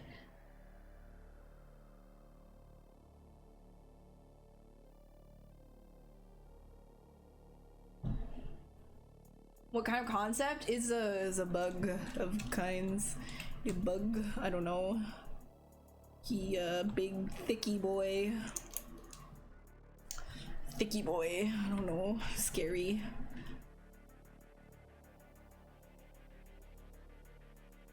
Oh, I appreciate it. Thank you. Hey Vishar, how are you doing? What software? You're on the Pixelogic stream. What software? ZBrush. Working on a simple cartoon character, and it's deceivingly simple. Everything has its challenge. Absolutely everything has its challenges, and you're gonna run into it no matter what you do, but pick something that you think that you can get done, and when you when you hit that challenge, you're gonna understand a lot better why things are difficult, and how to work through them. That's part of the learning curve. Bully bug. Yeah, bully bug. I love that. That's great. Thank you, Schmabba. It's the bully bug by Schmabba.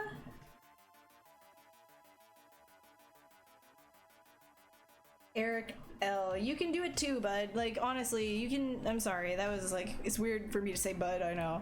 But you can do it too. You just have to just smash your head at it. You just keep doing it. Don't stop. Like, if you like doing it, set yourself up for success. Like I said, always set yourself up for success. You want to learn something at its core, you have to be in a positive mindset about it. If you go into something like all mopey and like, oh, I can't do this, do you really think you're going to be able to see your mistakes clearly, or you're just going to think the whole thing is crap? You're going to think the whole thing is crap, everything that you're doing, even the good stuff. So think about it as like, this might be a garbage sculpt, but this garbage sculpt is going to create a pile in which the good one can sit atop and shine amongst all the others. You know what I mean? Like, build your garbage throne so that the good one is like on top of all of the garbage stuff, because everybody builds their garbage thrones, right? There's not a single artist out there that would just pop out of the VJ and then they're like, goo goo gaga, mom, I am a prodigy. Like, nobody does that, right? Like, it's literally like, you gotta sit on top of your trash throne. That's what it is. We're all flaming piles of garbage. just go in with a positive mindset. Oh no, Roy, don't do that. I'm sorry, man. I'm sorry. I'm glad you you're recognizing that though.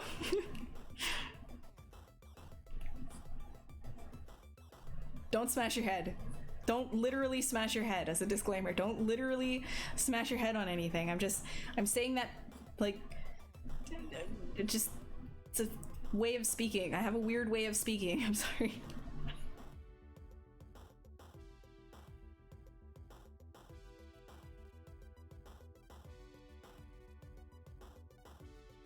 In the game of garbage thrones, you either win or you die.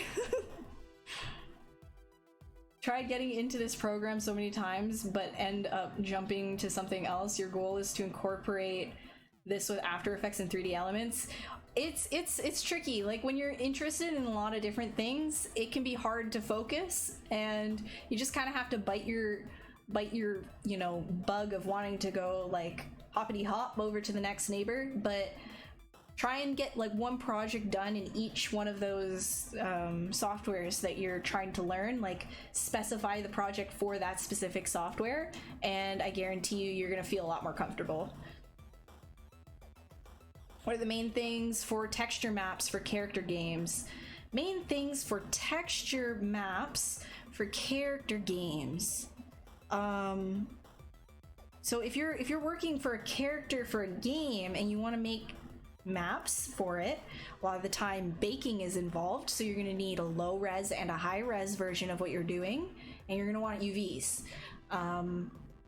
So not what I'm doing here. This is sculpting. This is the precursor to the low and then the high res. You use this technically as the high res, but it's cleaner if you do it the projection way.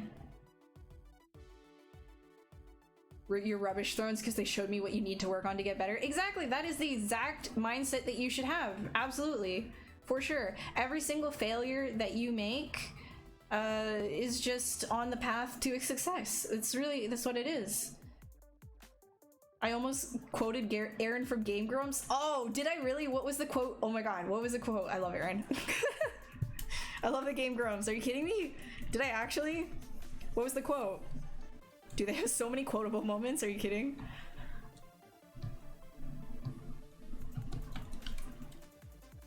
That's a nice coat. I think that's one of my favorite ones. Oh, the thing about coming out doing art. Okay, I'm gonna look for that. I'm gonna look for that because that's amazing. I didn't know that he talked about that. I mean, it's not. I'm not surprised because he was an animator before everything else, right?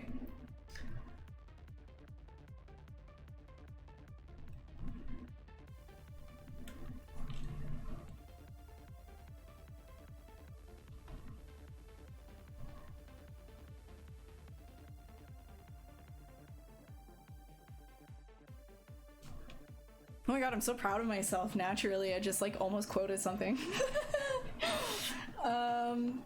Do I like using Decimate to take your high to low res?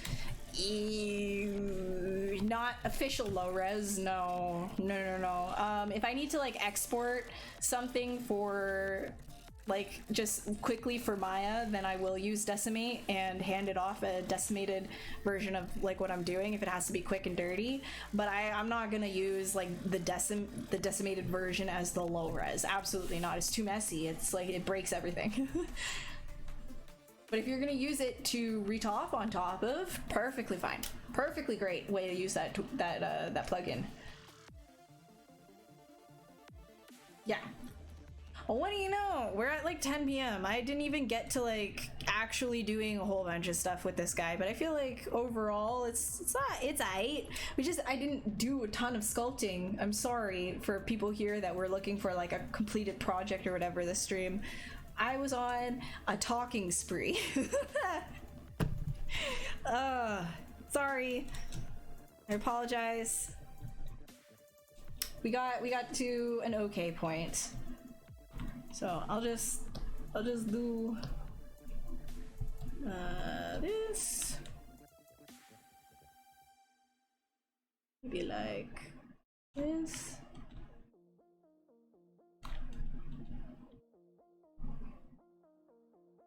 Can I? No, I'm gonna try that again with tinier ones.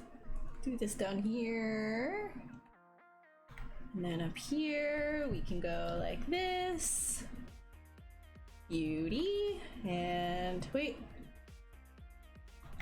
And also what I'm doing there is clicking Shift S. Shift S takes a screenshot of whatever it is that you have selected, your model, and it makes a screenshot of that on the canvas. And to clear that, you can just go Control and N. Control N to clear it. So it's a Super Mario Galaxy playthrough. Oh, okay, episode 69. Nice. All right, sick. Yeah, see you fire. Good night, guys. All right, I'm gonna just quickly do my goodbyesies. Thanks everybody for joining. It was great and good fun. I'm not gonna be live next week, but usually most Wednesdays I am. If you're interested in announcements or when I post work or whatever, all of my socials are, as you can see right here. Feel free to follow whatever it is that you want. If you want to, up to you. And I will be back usually on Wednesdays, but not next Wednesday. All right, cool. Who else is gonna be live after me? Let's see. So tomorrow at 11 a.m. PST, we've got Solomon Blair. So check that out. He's gonna be just exploring ZBrush. He is great at answering questions and stuff like that. So yeah, you guys stay safe as well. Stay inside, stay home. Only go out if it's essential. You know the drill. You know the thing. Wash your hands. Keep busy. And stay positive as much as you can. I know it's hard. I know it's really hard. Try as best as you can. Anyways, good night, guys.